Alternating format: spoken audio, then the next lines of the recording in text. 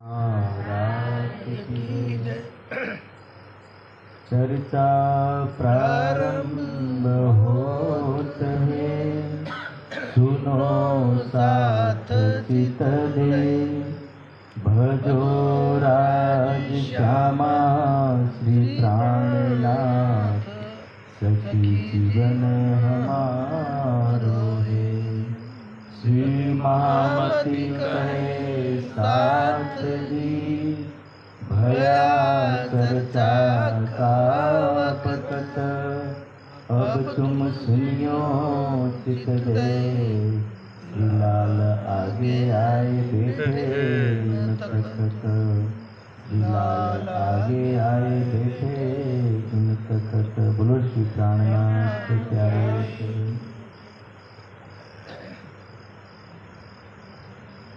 श्री महामती कहे मोमिनो, सुनियो यह बितक, आगे फिर कहत हो, जो आज्ञा है हक, जो आज्ञा है हक। सम्मत 1773 आप धामधनी श्री राज महाराज पूर्ण ब्रह्म सच्चिदानंद लालदास जी की आत्मा के ऊपर विराजमान, यानी कि आशुभाई की आत्मा के ऊपर विराजमान होकर के आज के बीतक का प्रसंग का वर्णन कर रहे हैं। और 1703 में महराज ठाकुर को एक सेवा सौंपी गई। उस सेवा में 1703 में महराज ठाकुर हिंदुस्तान को छोड़ करके अरब की धरती पर गए। अरब की धरती में गांधी भाई का भाई है जिसका नाम है खेता भाई। ये खेता भाई वर्षों से वहाँ पर अपना बिजनेस कर रहे थे, धंधा रोजगार कर रहे थे। खेता भाई गांधी का गया बराबर 25 वर्ष इनको भये, तुम सीता बचाओ। इसको वहाँ पर बिजनेस करते करते 25 वर्ष हो गए और 25 वर्ष तक इन्होंने यहाँ पर बिजनेस किया। महराज ठाकुर फाल्गुन माह के बीच में नाव में जाते। उस टाइम कोई रास्ता और वैसा कुछ था नहीं, विमान वगैरह नहीं थे, तो नाव से जाते हैं। 140 दिन में पहुंच ही जाए बराबर। तब टाइम कितना लगा? 40 दिन लगा। और 40 दिन में जैसे ही खेता भाई से जा कर के मिले, एक पत्र दिया और पत्र पढ़ने के बाद खेता भाई खुश तो बहुत हुए कि आज हमारी धरती पर कोई हिंदुस्तानी व्यक्ति आया है और वो भी हमारे ही एरिए का है। ऐसे करके बहुत सुख पाइया राखी अपने साथ, बड़े आनंद के साथ उनको रखने लगे। कार भार बखार का सौंप दिया कि जितना धंधा बिजनेस था वो सारा उनको आधा भार सौंपा और कहा कि आप ये कार्य हमारे साथ साथ निभाइए और तुम नवतनपुरी को चलो, दुनी बहुत तक जमा किया। महराज ठाकुर जिस उद्देश्य से गए थे, गांधी भाई का उद्देश्य था कि महराज ठाकुर को भेज करके खेता भाई को समझाया जाए ताकि खेता भाई किसी भी तरह इस दुनिया में जो संपत्ति इकट्ठी की है वो वापस लेकर के नवतनपुरी आए और उस संपत्ति से कुछ सुंदर साथ की सेवा हो सके। ये भाव था गांधी भाई का। पर कई बार संसार के मोह से युक्त कमाई हुई संपत्ति धर्म में नहीं लगती। कभी कभी धर्म में लगाने के लिए भी संपत्ति भी कैसी होनी चाहिए? धर्म युक्त होनी चाहिए, वरना वो धर्म युक्त ना हो तो वो संपत्ति कभी भी धर्म में लगती नहीं है। श्री तारतम की बातें सुनाई बहुत तक की, बहुत बार उनको शाम के समय में, कभी दोपहर में, जब जब समय मिलता है तब तक महराज ठाकुर ज्ञान की बातें सुनाते हैं कि समझो ये संपत्ति, ये सारी चीजें ये यहीं की यहीं रह जाएगी, आप कुछ करिए और यहाँ से इस बिजनेस को समेट करके हिंदुस्तान लेकर के चलिए। पर एक बार ऐसे कहते हैं ना कि जिसको पीने का नशा चढ़ गया ना वो पिए बिना नहीं रह सकता, और जिसको धन का नशा चढ़ गया ना वो धन के कमाए बिना रह सकता नहीं, वो व्यक्ति मर भी जाएगा लेकिन लौट के करेगा क्या? वही करेगा, उसकी मानसिकता में बैठ जाता है, वो उस धंधे के अलावा दूसरा सोच भी नहीं सकता। तो कह रहे हैं उनको छांट ना लागे सब कही अपनी बीतक। छांट ना लगना यानी कि जैसे मान लीजिए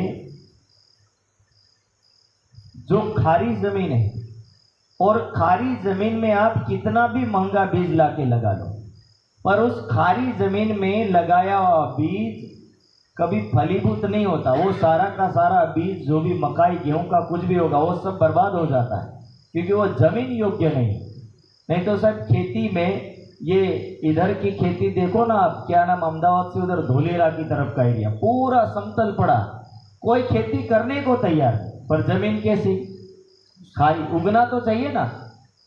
अभी वर्तमान में वैसे भी गुजरात सरकार ने एक नियम बना दिया कि इस पूरे एरिया को हम एक नया डेवलपमेंट करेंगे, इसलिए जमीन तो बेची जा रही लेकिन ना खेती होती ना कुछ होता, वो जमीन बस बेकार है। क्या करेंगे ऐसी जमीन की?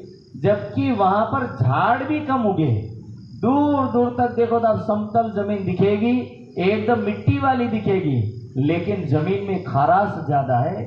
नमक तो पकाया जा सकता है लेकिन अनाज पकाया नहीं जा सकता।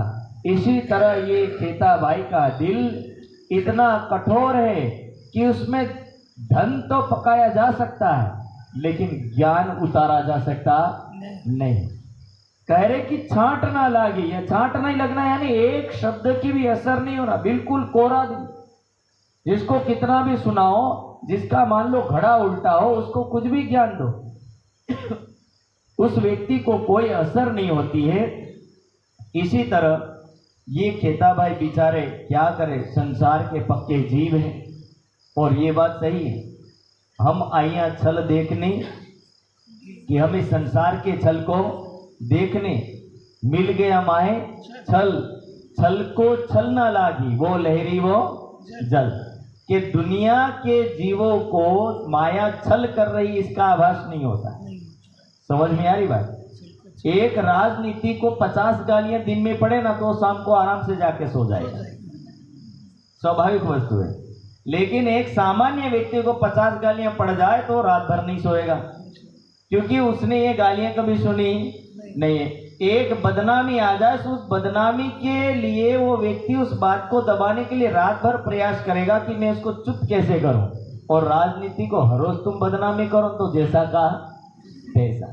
वही परिस्थिति है कि हम आए छल देखने, मिल गया माए छल, छल को छल ना लागी वो लहरी वो जल। की दुनिया के जीवों को, दुनिया की जो छल भरी दुनिया है, मोह रूपी ये तंत्र है, इसको ये अच्छा लगता है, उसको पार की चीज पसंद आती नहीं है, पार की वस्तुओं को वो पसंद नहीं करता है। इसीलिए कह रहे कि उनको छांट ना लागी, उनको ये कोई ज्ञान की बात का असर भी होता नहीं है। सब कही अपनी बितक, सब कहा अपनी बितक, इनको उत ले चलो तो सेवा हो श्री राज।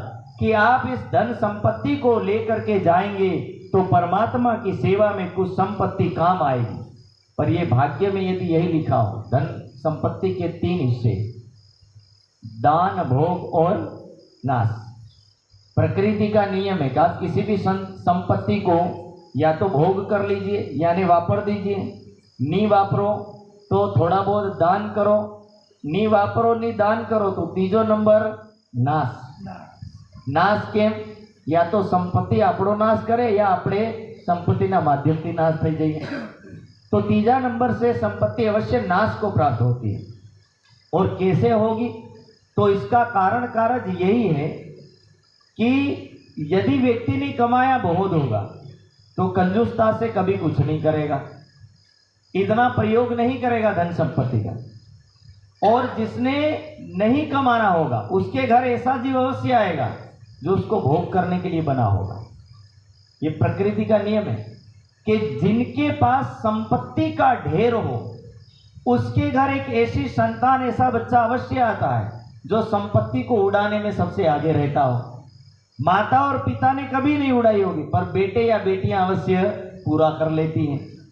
तो ये पूर्व जन्म का कुछ लेन देन रहता है, जिसका देन होना बाकी रहता, संपत्ति इकट्ठी करने वाला भेगी करने वाला भेगी करता है, और वापरने वाला आने में थोड़ा टाइम लगाता है। वो आराम से आता है, पूरी वापर करके चौपट कर देता है। ये बात सही है कि दुनिया में अभी एक दिल्ली में एक किस्सा बना, फेसबुक पर किसी ने, लड़की ने एक पोस्ट डाली अपने पिता के ऊपर कि पिताजी मेरी शादी में 70 लाख खर्च करवाना તમે આ 70 લાખ શાદીમાં ખર્ચ કરીને તમે 2 દિનમાં શું કમાઈ લેવાના? એની દીકરી એના પિતાને કે પિતાજી આ 2 દિવસમાં તમે દુનિયાને શું બતાવ લેવાના કે 70 લાખ રૂપિયા ખર્ચ થઈ જવાના? 70 લાખમાં તમારું માન ઊંચું વધે, પણ મારી જિંદગી તો બેકાર ને। એની કરતા પિતાજી તમે આ 70 લાખ મારા ખાતામાં નાખતો, હું સાદી સિમ્પલ ઢંગથી કરી આવું છું। છોકરીએ આ કેસ નાખ્યો પિતા ઉપર કે તમે બીજી વાત છોડો અને આ મારા ઉપર વિચારો। મારે यदि 70 લાખ મળી જાય તો મારા તો पिछली જિંદગીના 70 વર્ષ જો બાકી રહ્યા, બધા છોકરી 25 વર્ષની હોય ને 100 વર્ષની જિંદગી ગણીએ તો કે 70 વર્ષ મારા બાકી રહ્યા, વર્ષ લાખ રૂપિયા વાપરી તોય મારો ઉપયોગ પૂરો નહીં થાય।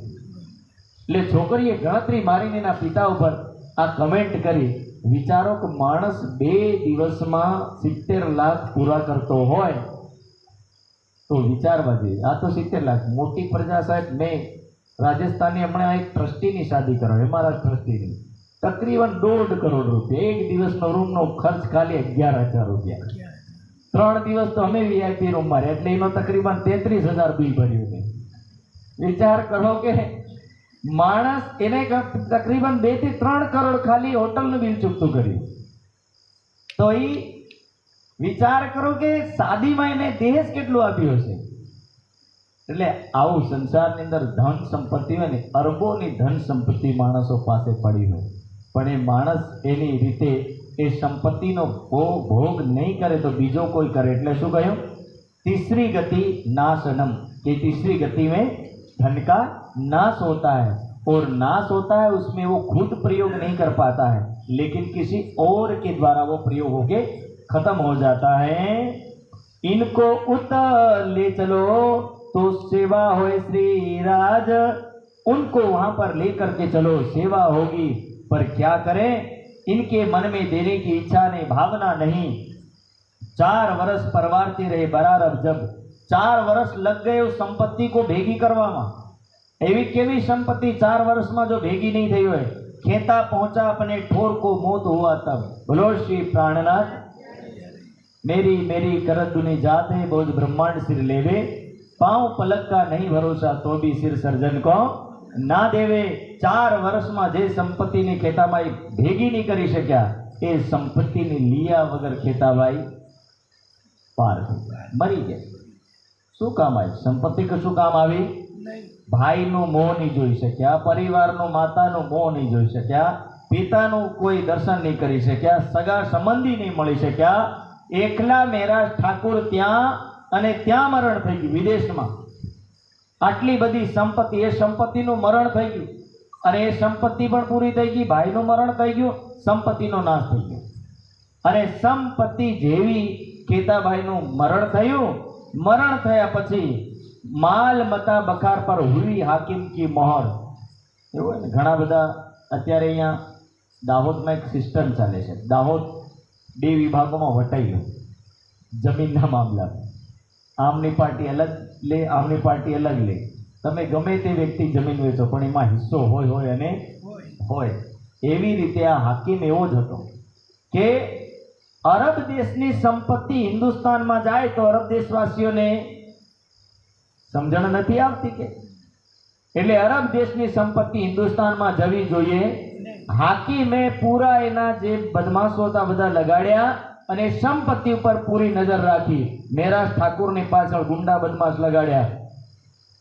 टरे पिछली रात को पहाड़ में भई फजर, मेराज ठाकुर को रात्रि में भागना पड़ा क्योंकि संपत्ति हाकिम ने ले ली, छीन ली संपत्ति, और सारी संपत्ति छीन ली। इसके कारण से मेराज ठाकुर गए जंगल में, और जंगल से फिर यहाँ से जाए के पहुंचे सुल्तान इमाम के जहाँ राज दरबार था, वहां राज दरबार में जाकर के गुहार लगाई कि भाई मेरे भाई की संपत्ति ले ली, पर त्या कोई सांभळवा वाला नहीं था। એટલે ફરિયાદ કરી દો માસલો બીજ ખેતે કે કામ. ખેતાભાઈના કારણથી 2 મહિના આના કામમાં લગાડ્યા, પણ કોઈ સંપત્તિ માટે તૈયાર નહીં થાય. એક દિવસ દુઃખી થઈને મહેરાજ ઠાકુર પાછા વળ્યા, અને દુઃખી થઈને જ્યારે પાછા વળીને જતા હતા ત્યારે जब उससे पीछे धीरे एक मिला आरब, आरब के रूप में कहते हैं कि 3 आगे भी तक गई 3 लिख दिया तब. કે પાછા વળી જતા હતા દુઃખી થઈને ત્યારે ત્યાં એક વ્યક્તિ મળેલો. એને વ્યક્તિ એક લખાણ લખ્યું. એમાં લખ્યું कि इस पत्र को तुम ले जाकर के दे देना, आपकी बात अवश्य सुल्तान सुनेगा. और किस दिन देना? तो कह रहे हैं कि जब जुम्मे का दिन होगा. जुम्मा એટલે શુક્રવારનો દિવસ. શુક્રવારના દિવસે જ્યારે નમાઝ પડવા જાય ને નમાઝ અને મસ્જિદની અને રાજમહલની વચ્ચે, રાજભવનની વચ્ચેનો જે એરિયો છે એ એરિયામાં જઈને તમે ઊભા રહેજો. એ જગ્યાએ જ્યારે રાજા એના સૈનિકો સાથે જશે ત્યારે તમે દોડીને જઈને એનો કસ પકડીને આ વાત કહેજો. એટલે દોડીને ગયા અને જઈને તબ છેડા પકડ કે સુનાઈઓ કાન, કે જઈને તમે જરા આ વાત કહેજો. जब चला सुल्तान नमाज को एक खड़े रहे बिचरा, के सुल्तान જ્યારે નમાઝ માટે નીકળ્યા ત્યારે રાસ્તાની વચ્ચે મહેરાજ ઠાકુર ઊભા થઈ ગયા. ढाई के दावन झटका टूट गई कसता, કે જ્યારે નીકળ્યા અને ચાલતા જતા હતા ત્યારે મહેરાજ ઠાકુર જલ્દીથી આગળ વધીને એમને એમનો જે દાવન હતો, આવી રીતનો જબ્બો હોય પણ જબ્બામાં શું છે, કસ બાંધેલા હોય, એટલે બટન નહીં હોય, બધી દોરીઓ બાંધેલી હોય. દોરીઓ બાંધેલી એટલે कस पकड़ायो એટલે कस ખેંચી નાખ્યો. એ ખડે રહે બિચારા, ढाई के दावन झटका टूट गई कसता, કે જબ્બાનો જે પહેરેલો હતો એનો એ દાવનનો કસ તૂટી ગયો. था इतमाम जोरावर सब बरजे सुल्तान, जैसे ही कस टूटा એના જે સૈનિકો હતા બધા સૈનિકોએ તલવાર કાઢીને મહેરાજ ઠાકુર તરફ તાણ દીધી. ला तको पियाबानी कहो सब तेरी बात, कहने लगे बेटा डरो मत, जो कहना वो कहो, परेशान मत हो, क्या कहने के लिए आए हो. तब रुका दिया हाथ में कई शब्द विख्यात, और रुके में लिखा था कि हे बादशाह, मेरे भाई की संपत्ति, खेता भाई की संपत्ति शेख सल्ला नामक हाकिम ने झड़प ली है और वो मुझे अपनी संपत्ति नहीं दे रहा है, इसीलिए मैं अपने गले का बोझ डालत हूँ गले तुम, कि आप मेरा बोझ जो है वो मैं आपके गले डाल रहा हूँ और आप मेरा काम कर देना. जब हाथ तुम्हारा हाथ में होवेगा खुदाई के, इंशाअल्लाह रोज ईद के तब लेव दावन झटक के. कि आज तो मैंने तुम्हारे सामान्य दावन को झटका है, लेकिन यदि आपने मेरे न्याय को नहीं किया, मारा भाई ની સંપત્તિ પાછી નહીં અપાડી, તો એક દિવસ જ્યારે ન્યાયના સિંહાસન ઉપર પરમાત્મા બેસશે, ક્યાં બેસશે? યોગ માયાના બ્રહ્માંડમાં. કઈ વિસ્તમાં? પહેલી વિસ્તમાં. રાધાબેન ને જવાબ આપ્યો પહેલી વિસ્તમાં. જ્યારે પહેલી વિસ્તમાં પરમાત્માનું સ્વરૂપ ત્યાં બેસશે અને એ સમયમાં ન્યાય કરશે, તો ન્યાયના દિવસે જે કંઈ પાપો કર્યા હશે એ પાપોનું ભુગતાન તે દિવસ ન્યાયની અંદર માંગવામાં આવશે. મહેરાજ ઠાકુર કહે છે કે તબ લેવો દાવન ઝટકે, કે તે ટાઈમમાં હું મારો હિસ્સો, મારો ભાગ તે ટાઈમમાં હું માંગીશ. અને તબ જવાબ સુલ્તાનને દિયા યો કથિત, કે દુનિયામાં ખુદાની વાત કોઈ નહીં કરે, કયામતની વાત દુનિયામાં બીજો કોઈ નહીં કરે. કોઈ વ્યક્તિ ખુદાનો પ્રિય હોય, જે ખુદાને બહુ ચાહતો હોય એવો વ્યક્તિ કેવલ ખુદાની વાત કરે, બાકી કયામતની વાતના નામથી કોઈ મને डरावी શકે नहीं. कहने लगे कि कयामत का समय होगा तब मैं आपसे ये न्याय मांगूंगा और खुदा मेरा न्याय करेंगे यदि आप नहीं करेंगे. तो कहने लगे चिंता मत करो,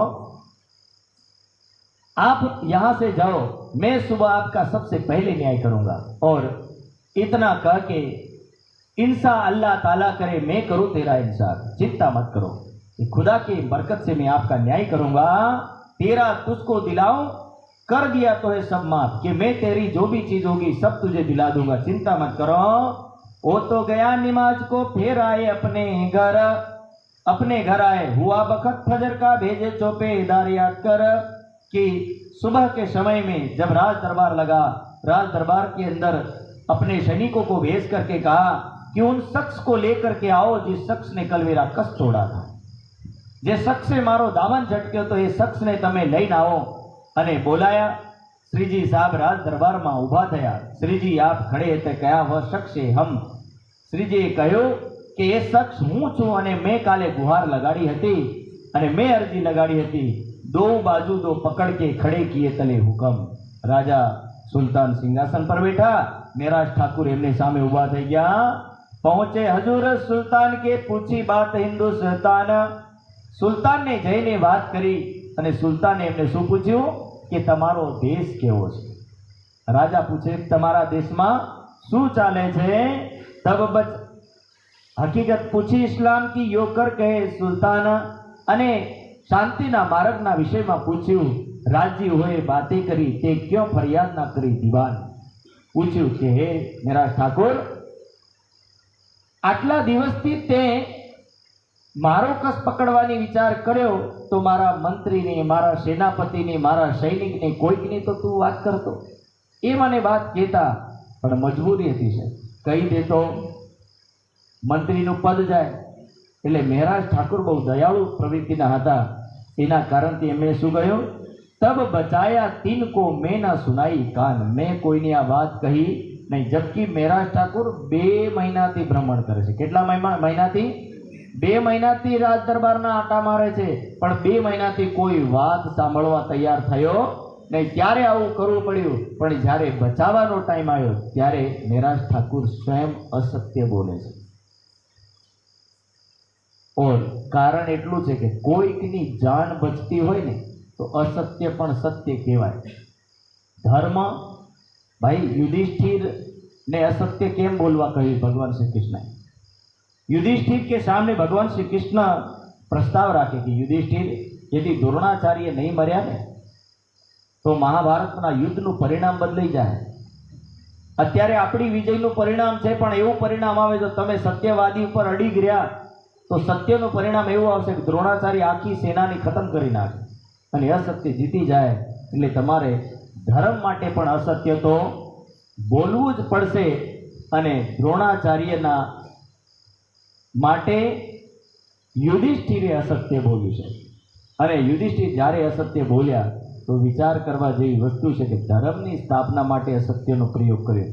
બાકી અસત્ય કોઈ દિવસ યુધિષ્ઠિર પણ બોલતા નથી.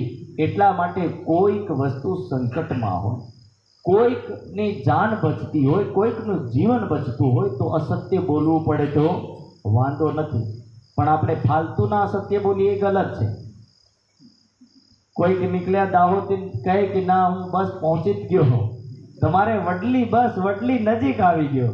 હવે વડલી નજીક આવી ગયો એટલે લોકો તો એ લાગવાનું પહોંચી ગયો છે, પણ હજી તો દાહોદથી પણ નીકળ્યા નથી. ઘણા એવા હોય 1-5 મિનિટના કામની કલાક લગાડે ત્યારે પહોંચે, હજી તો એનું કામ નહીં પૂરું થાય એની પહેલાં અસત્ય બોલ કરે.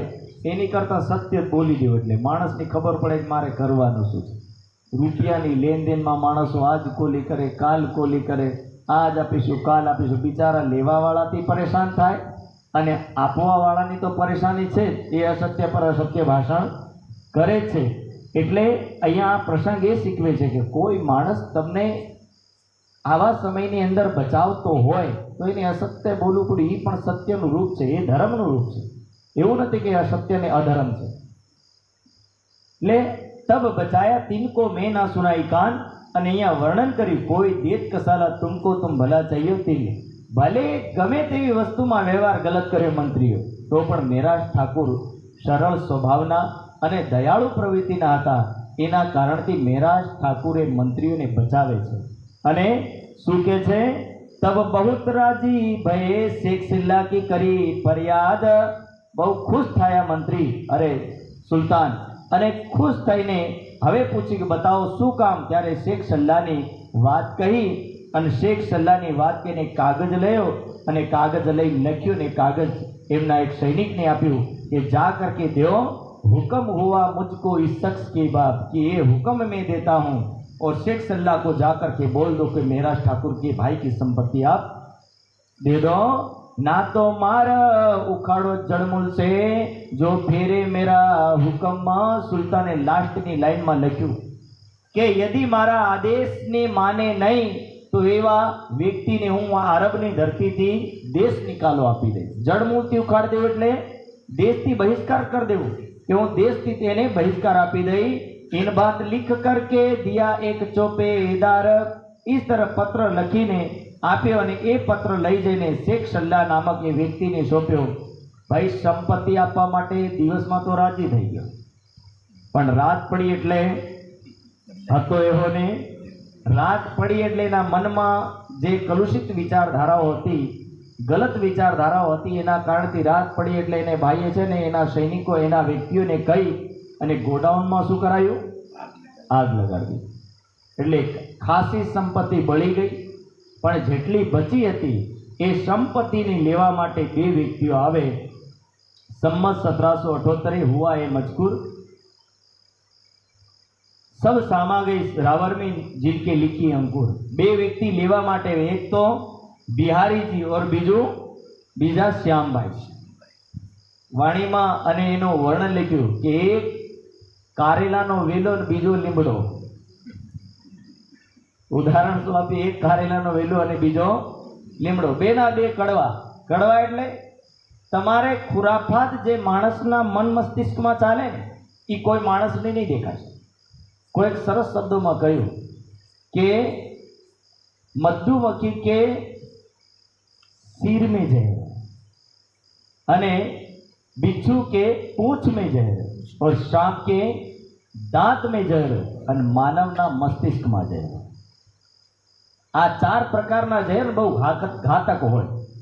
बिच्छूनी पूंछड़ी साथे पंगो नहीं लेवो अने मधुमक्खीना माथा हाथे माथाकूट नहीं करवी अने सांपना मुख साथे माथाकूट नहीं करवी। अने मानव जो ओळखाई गयो होय तो मानवना दिमाग साथे माथाकूट नहीं करवी। एटले आ चार प्रकारो बोले मानवना मस्तिष्कमां केटલું जहर भरेલું છે એ કોઈને ઓળખાય।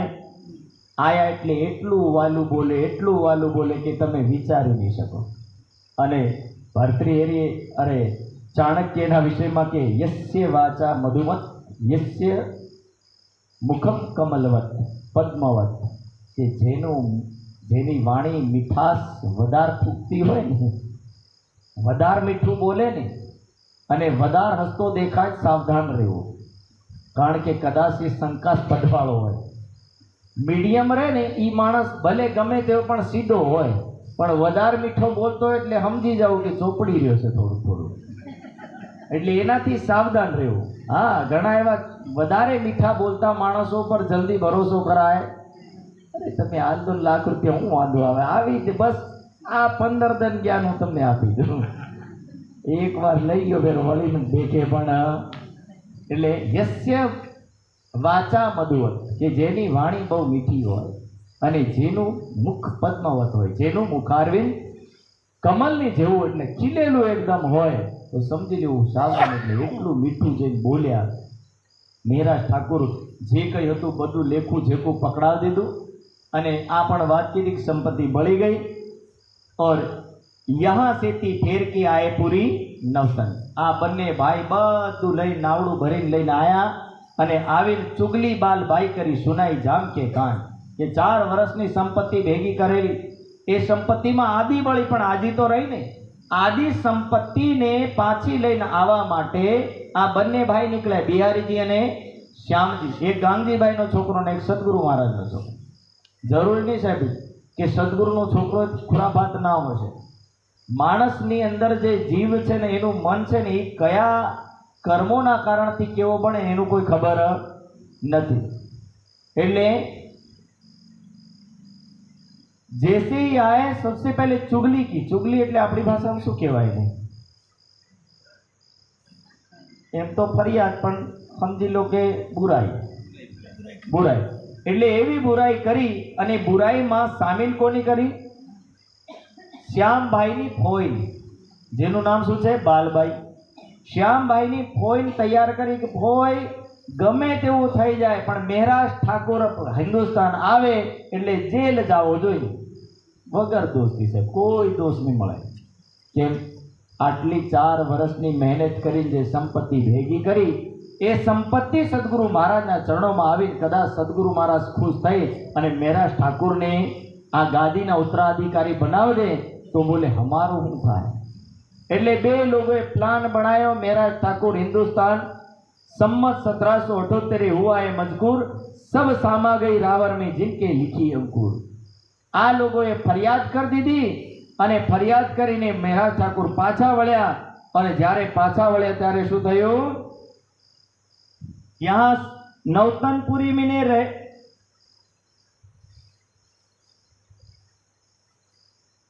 यहाँ नौतनपुरी में ने रहे बरस दोई. મેરાજ ઠાकुर પાછા વળ્યા અને પાછા વળ્યા ત્યારે આયા અને આવીને જોયું ત્યારે બાલબાઈના કારણથી સદગુરુ મહારાજનો પ્રણામ સ્વીકાર કરતા નથી. મેરાજ ઠાकुर સમજી ગયા અહીંયા કંઈ બીજું થયું છે, એટલે ચૂપચાપ ત્યાંથી નીકળી ગયા. અને સંમત 1778 સંમત 1708 જે કઈ સંપત્તિ મેરાજ ઠાकुर લઈને આવ્યા ને પાછળથી, એ બધી સંપત્તિ કઈ જમા થઈ ગઈ? राज दरबार में. कह रहे ना सब सामा गई रावर में जिनके लिखी अंकुर. मैं पहले कही कि संपत्ति का भोग दान और नाश. केताभाई भोग नहीं કર્યો, દાન પણ નહીં આપ્યું, એટલે બચી ખુશી સંપત્તિ પાછી राज दरबार में जती. तो कह रहे जिनके लिखी अंकुर यहाँ नौतनपुरी में रहे बरस दोई. यहाँ મેરાજ ઠાकुर 2 વર્ષ સુધી રહે એમના ભાઈને ઘરે, જેના ભાઈનું નામ શું છે? સાવલિયા ઠાकुर. સાવલિયા ઠાकुर એ સાવલિયા ઠાकुर કાલે ગુરુજીએ ચર્ચામાં લીધું હતું કે સાવલિયા ઠાकुर મેરાજ ઠાकुर અને ગોવર્ધન ઠાकुरને કહે છે કે હે ગોવર્ધન ઠાकुर અને મેરાજ ઠાकुर, તમે સવારથી લઈને સાંજ સુધી સત્સંગમાં બેસી રહો છો પણ ઘરનું કોઈ કામ કરતા નથી. એના કારણથી તમારું આ જે ભરણ પોષણ ઘરનું કાર્ય એ કોણ કરશે? અને આવી રીતની જે વાતો કરી એના કારણથી બંને ભાઈ મેરાજ ઠાकुर અને ગોવર્ધન ઠાकुर બંને તલવાર લઈને દોડે છે. કોની તરફ? સાવલિયા ઠાकुर તરફ. એ સાવલિયા ઠાकुરની ઘરવાળી શું કે છે? एक दिन भोजाई के वचन ताने के जोर तब प्रात उदास होय के गए धरोल आप कर जोर. અને એ દિવસે ભાભીના તાના આયા છે. સવારમાં તાના આયા કે ભાઈ સાંજનો સમય સાહેબ, સાંજે એવું વાત થઈ, ઊભી થઈ. અને ભોજાઈ એટલે ભાભીએ કહ્યું કે દેખો એક ટાઈમ હતો સદગુરુ મહારાજ અને ગાંધીભાઈના કારણથી તમે મારા પતિ પર તલવાર લઈને દોડેલા, અને હવે ટાઈમ એવો આવ્યો કે સદગુરુ મહારાજ અને ગાંધીભાઈ તમને ઘરમાં પણ રહેવા દેતા, પ્રણામની સ્વીકાર કરી. વિચારો બોલે. આ વાત મેરાજ ઠાकुरને અંદર ખલબલી મચાવી દીધી. મેરાજ ઠાकुर બિચારા પરેશાન થઈ ગયા. તાને છે એ વાત સ્વાભાવિક છે કે તમે તાના મારો ને એક દિવસ ઉખડીને આવે, કેન્સર પાછું ડિટેક્ટ થઈ જાય. ઉદાહરણ તમે સાંભળ્યું? કેન્સરના ગમે તેવા કેમોથેરાપી લો, ગમે તે લો, પણ સમયકાળ આવે પાછું એ ડિટેક્ટ થઈ જાય, એમ જાગૃત થાય. અને એવી રીતે આ તાના એવું જ હોય, જે તે ટાઈમમાં લડાઈ થાય ને, કોઈ કારણથી વ્યક્તિ દબાઈને ઊભો થઈ જાય, પણ પ્રસંગ આવે, માહોલ બને, બધું થઈ જાય ને, તો એ પાછા ઉગે અને એવા ઉગી નીકળે તે ટાઈમમાં આપણથી ઝેલાય. આ એવું જ થયું. તાના એક ખતરનાક વસ્તુ હે, इसीलिए કોઈ લખ્યું છે કે બાણની વાગેલી વસ્તુ ધીરે ધીરે બુરાઈ જાય. બાણનો ઘાવ બુરાય, કુલ્હાડીનો ઘાવ બુરાય, પણ તાનાનો ઘાવ કોઈ દિવસ બુરાતો નથી. એ માણસના હૃદયમાં કુરેતો રહે. માણસ ધીરે ધીરે એને એ પરેશાન કરે, અંદરથી ખોખલો કરી નાખે. અને એના માટે ભોજાઈ કે તાને સુનના, યાની ભાભી કે તાને સુનના, મેરાજ ઠાकुरની સુન તો લી રાત્રિ में છે. પણ હવાર થઈ એટલે ચાલી પડ્યા. ક્યાં નીકળ્યા? ગયે ધરોલ આપ કર જોર, કે હિમ્મત કરકે ધરોલ ગયે. यहाँ से फेर के गए कलाजी पास. यहाँ से फिर कहाँ गए? कलाजी के यहाँ गए. कलाजी के पास रहे बरस दोई. कलाजी के पास 2 वर्ष रहे. तब कलाजी ने कहा तेरा है अकत्यार. कलाजी के पास 2 वर्ष रहे. इधर 1712 નો ટાઈમ થઈ. 1712 ની અંદર સદગુરુ મહારાજના તનથી જે લીલા થઈ રહી હતી, 1638 થી લઈને 1712 સુધી. કયો દિવસ? ચોથો દિવસ. ધ્યાન રાખજો, આ સમયગાળો દેખવો પડે ચોથા દિવસનો. 1638 થી લઈને 1712 નો ટાઈમ એટલે ચોથો દિવસ મેર અરે સદગુરુ મહારાજ ધનિશ્રી દેવચંદ્રજીના જન્મથી લઈ અને અંતર્ધ્યાન સુધીને શરીર છૂટે ત્યાં સુધીને સંપૂર્ણ લીલાને શું કહેવામાં આવે? ચોથો દિવસ છે. અને આવી લીલાના આ સમયને હવે વર્ણન કરે છે કે સમય પૂરો થવાયો સંમત 1772 संमत 1712 का समय हो गया। अब मोसो दुनिया का होए नहीं व्यवहार। अब यहाँ पर कहने लगे कि मैं कैसे इंद्रावती की आत्म है सदगुरु महाराज के चरणों में रह करके आत्मा परमात्मा ने सामे तो नमन करे पण बीजा ने हमें हरोज नमन करूं। मंत्री छे એટલે રાજાને સામે ઝૂકવું તો પડે જ। એટલે એ આત્મ અંદરથી વિચાર કરે છે કે હું ક્યાં પરમાત્મા માટે બની અને કયા સંસારના કામમાં ફસાઈ ગઈ। એટલે મેરાજ ઠાकुर मनोमन विचार करे छे। એટલામાં बुलाए लाओ श्री मेराज को मेरे हजूरी स्थान। सदगुरु महाराज ना अंदर ની अंतः प्रेरणा सदगुरु महाराज बिहारी जी ने कहे कि बिहारी जी जा करके मेराज ठाकुर को ले करके आओ। तो बिहारी जी ना जा करके किसको भेजते हैं? बालबाई को भेजते हैं। आई बालबाई बुलावनी तिनको दिया जवाब। बालबाई जब बुलाने आई और बालबाई को क्या जवाब देते हैं? मैं काम छुड़ाई की आवत हो सीता। बालबाई को कहते कि मैं जल्दी आ जाऊंगा। फिर बिहारी जी आए, मांगी अंबर कस्तूरी। बिहारी जी ने आकर के कहा कि पिताजी को दर्द है, पीड़ा है, आप अंबर कस्तूरी दे देना। मैं भी कदमों तले आवत हो फजर। तब मेरा ठाकुर कहे कि मैं भी आऊंगा। पर बिहारी जी बोले आपको पिताजी ने नहीं बुलाया, केवल क्या मंगाई है? दवाई मंगाई, बस आप दवाई दे दीजिए। योग करते बिहारी जी को फेर के भेजे श्रीराज। सदगुरु महाराज ने दूसरी बार भेजे, पर बिहारी जी बार बार दवाई तो मांगते हैं पर कभी ये नहीं कहते कि आपको पिताजी ने बुलाया है। वे कहते सैयन को सिंध की भाषा में मुंह मुंह कोड़ मत्थन मैं बातें करूं 300। सदगुरु महाराज बिहारी जी बालबाई परिवाરના સદસ્ય સુંદર સાથે બેસાડીને કે સિંધીની ભાષામાં મારા માટે કોઈ ભજન ગાયું હોય તો કે મેરાજ ઠાकुर।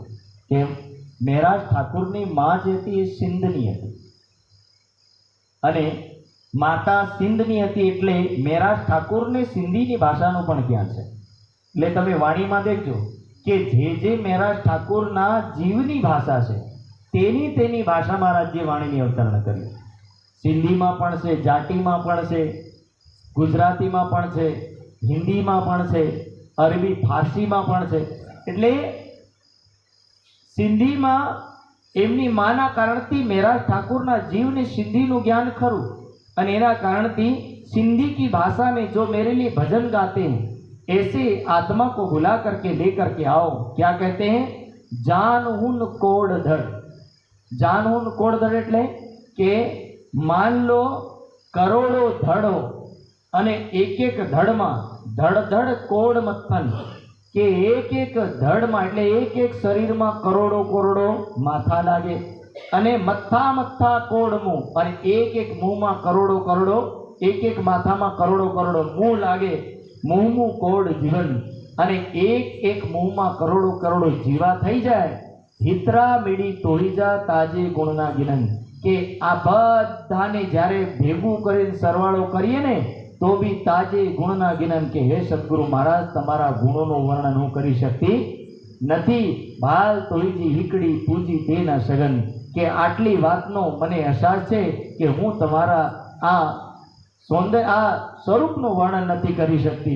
આવું જે ભજન ગાવાવાળી જે આત્મા છે મેરાજ ઠાकुરની એ આત્માને बुलावीने લઈને आओ। बिहारी जी बार बार जाते हैं पर कहते नहीं। क्या कहते हैं? बाप को दुखत है कछु औषधि चाहिए इत कहने लगे पिता को दर्द है जरा दवाई दे दो। श्री देवचंद्र जी के दिल में रही बात अटक।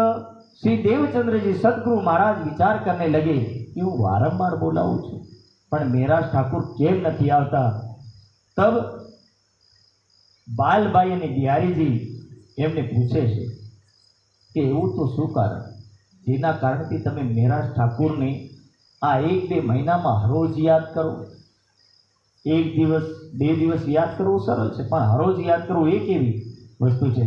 तब यहाँ खुलासा करते मैं धाम दरवाजे पेठ ना सकूं ठाड़ी इंद्रावती करे रुदन। बोलो श्री प्राणनाथ। आ मुख्य मुद्दो है। मैं धाम दरवाजे पेठ ना सकूं ठाड़ी इंद्रावती करे रुदन। के घणी वार लोग एवं विचार करे कि सदगुरु महाराज यानी कौन? श्यामा महाराज। सदगुरु महाराज यानी देवचंद्र जी ने अंदर कई आत्मा विराजमान थी? श्यामा महारानी। श्यामा महारानी ना हृदय में कौन विराजमान था? स्वयं राजी विराजमान था। એટલે સદગુરુ મહારાજની અંદર જે આત્મા વિરાજમાન શ્યામા મહારાણી, એ શ્યામા મહારાણી અને સ્વયં રાજજી ક્યાં નહીં બેસી શકે? તો કે મેં ધામ દરવાજે પેઠ ના શકું। ધામ દરવાજા એટલે પરમધામ નહીં, સુંદર સાતનું દિલ। અરસ तुम्हारा मेरा दिल है तुम आए करो आराम। सुंदर सातનું દિલ એ પરમ ધામ છે। ઇન્દ્રાવતીના ધામ હૃદયમાં વિરાજમાન થવા માટે સદગુરુ મહારાજ કહે છે કે એ આત્મા દુઃખી છે ને આવી દુઃખી આત્માના હૃદયમાં હું કઈ રીતે બેસી શકું? એ આત્માને એકવાર મારે મળવું તો પડે ને, એના દુઃખનું કારણનું નિવારણ મારે કર્યા વગર હું કઈ રીતે આત્માના હૃદયમાં બેસું? यह वचन सुन के बालबाई पहुंची थाई। बालबाई ने आजे एनी गलतीनो आभास थयो। एने अहसास थयो कि मैं सौथी मोटी भूल करी। कारण के आ बात कोईनी खबर नहीं हती। नथी बिहारीजी ने खबर, नथी श्यामजी ने खबर, नथी गांगजीभाई ने खबर, नथी गांगजीभाईना परिवार ने खबर के महाराज ठाकुर 5वा दिवसनु ए तन छे जे तनती जागणी लीला थवानी छे। राज्यनी शक्ति 5वा दिवसनी अंदर महाराज ठाकुरनी अंदर विराजमान थवानी ए वात परिवारना कोई सदस्यने खबर नथी। एटले आ लोगोए एटલું બધું કર્યું, પણ કરવું પણ જરૂરી છે। नहीं करो नहीं तो एक कसनी में कसाय नहीं। महाराज ठाकुरનું બધું અત્યારથી શરૂ થઈ ગયું કે આ કસનીના માર્ગમાં કેમ કસવામાં આવ્યા? કારણ કે महाराज ठाकुરની પરીક્ષાથી કેટલા ટકે છે, ધૈર્ય છે યા नहीं, બધું વિચારીને રાજ્ય કદમ ભરે। मैं काले पण ए ज बात करी कि भाई गुण इंद्री मेहर की ताए पहले मेहर बनावे वजूद कि राज्य ने जे तन में विराजमान थवुं होय ते तन ने राज्य ज्यां सुधी परिपक्व नहीं करे त्यां सुधी राज्य तन में कोई दिवस बेसवाना नथी। आपणे तो थोड़ीक समस्या आवी जाय ने आपणे ऊभा थई जाईए के जाईए नहीं जाईए। घणा गभराई नथी आवता ने घणा थोड़ी बीमारी आ जाए तो विचारे आज मारे आ तकलीफ से न जाओ। तो राज्य यही करे कि मैं धाम दरवाजे पेठ ना सकी ठाड़ी इंद्रावती करे उदन। बालबाई नी भूल बालबाई ने समझ में आवी। बालबाई बिहारी जी ना पाड़ी के छे कि हूँ बोलावा न बोलूं, हवे तमार जवानुं। महाराज ठाकुर ने चरणों में जईने कहे छे कि माराथी जे भूल थई ए मने खबर नहीं हती, अज्ञानता में माराथी भूल थई। महाराज ठाकुर सदगुरु महाराज आपको बार बार बुला रहे हैं। मैं आपको प्रार्थना कर रही हूँ, मेरी भूल की मैं माफी मांगती हूँ, पर आप किसी भी तरह सदगुरु महाराज के चरणों में आओ। श्री देवचंद्र जी तुमको याद करे फिर मैं धाम जाई न सकूं रहा इन खातर। सदगुरु महाराज परम धाम जावा मांगे छे पण तमारी वगर जई सकता नथी અને આ મારા કારણથી ભૂલ થઈ। मैं सदगुरु महाराज ने કહ્યું હતું કે हे सदगुरु महाराज जो तमे महाराज ठाकुरનું प्रणाम स्वीकार करशो तो हूँ कुआम कूदीने मरी जईश। આવી વાત મેં કહી હતી, બાકી સદગુરુ મહારાજે કોઈ દિવસ તમારા વિષયમાં ગલત વિચાર્યું નથી। સદગુરુ મહારાજ તો તમને પલ પલ યાદ કરે છે, પણ મારા ભૂલોના કારણથી સદગુરુ મહારાજે તમારું પ્રણામ સ્વીકાર નહીં કર્યું। महाराज ठाकुर कैसे चिंता ना करो, अब मैं सारा कारोबार छोड़ करके चल पड़ूंगा। तब कलाजी को कहा कि हे कलाजी आपका ये मंत्री का पद है, आप वापस ले लीजिए। तब कहने लगे कि ये कार्य तो आप खुद भी किसी को दे सकते, अच्छा व्यक्ति देख करके आप किसी और को दे दो। आप रहते थे जिनके तिनको दे आए। जवाब सम्मत 1712 श्रावणवदी अष्टमी, सम्मत 1712 और श्रावणवदी अष्टमी, श्रावणवद अष्टमी के दिन मिलाव श्री देवचंद्र जी से कहो बात जमी। और यहीं पर सदगुरु महाराज के चरणों में आकर के क्या करते हैं? सदगुरु महाराज के चरणों में प्रणाम करते हैं। आए के मुलाकात करी लगे सदगुरु जी के कदम। तब पूछा है कौन है, कहा श्री महाराज की आत्म। कि हे सदगुरु महाराज तमारा चरणों में महाराज की आत्म प्रणाम करे छे। नाम सुनत मेराज को बड़ो जो पायो सुख। सदगुरु महाराज के इस भाव को और मेराज ठाकुर के नाम को सुन करके स्वयं सदगुरु महाराज खुश हुए। दई दिलासा नरमी से मुक्ति कहे वचन, मैं बहुत बेर याद किया तुम तरफ पठाए मोमिन, कि मैंने आपको बहुत बार याद किया पर आप मेरे यहाँ लौट के नहीं आए। मैंने इतना याद किया कि मैं आपको क्या बताऊं। तब जवाब श्री महाराज ने दिया श्री देवचंद्र जी को, था लौकिक का काम डाला गले और के में, कि जो लौकिक संसारिक काम था मैंने औरों को दे दिया। और क्या कहते हैं, मोको बुलावने का किनी ना कहा वचन, कि मने बोलावानी बात कोई कही आ लास्ट बार बालबाई कही, बाकी मने कोई आवानी बात कोई कही नहीं थी। अब तो फिर ना जाओगे लौकिक काम ऊपर। अब कहने लगे क्या अब दूसरी बार जाओगे लौकिक काम में, तो कहे फिर के जाए के आओगे काम इस्लाम पर, कि अब जाऊंगा लेकिन वो काम जल्दी मंत्री का पद किसी और को दे करके वापिस आ जाऊंगा। मैं तुमको इस वास्ते फेर फेर किया याद। अब सतगुरु महाराज करें कि हे महाराज ठाकुर, तमने मैं એટલા માટે યાદ કર્યા, जो इंद्रावती थाड़ी रोवती देखी ऊपर बुनियाद, कि इंद्रावती यदि स्वयं दुखी हो तो मैं पेठ ना सकूं धाम में, तहां इनको रोवती दे, कि તમારા હૃદયમાં હું વિરાજમાન થઈ શકું નહીં, એટલે તમને બોલાવવા પડ્યા। હવે મેરાજ ઠાકોરના દિલની અંદર જે દુઃખના બાદલ હતા એ બધા હટી ગયા।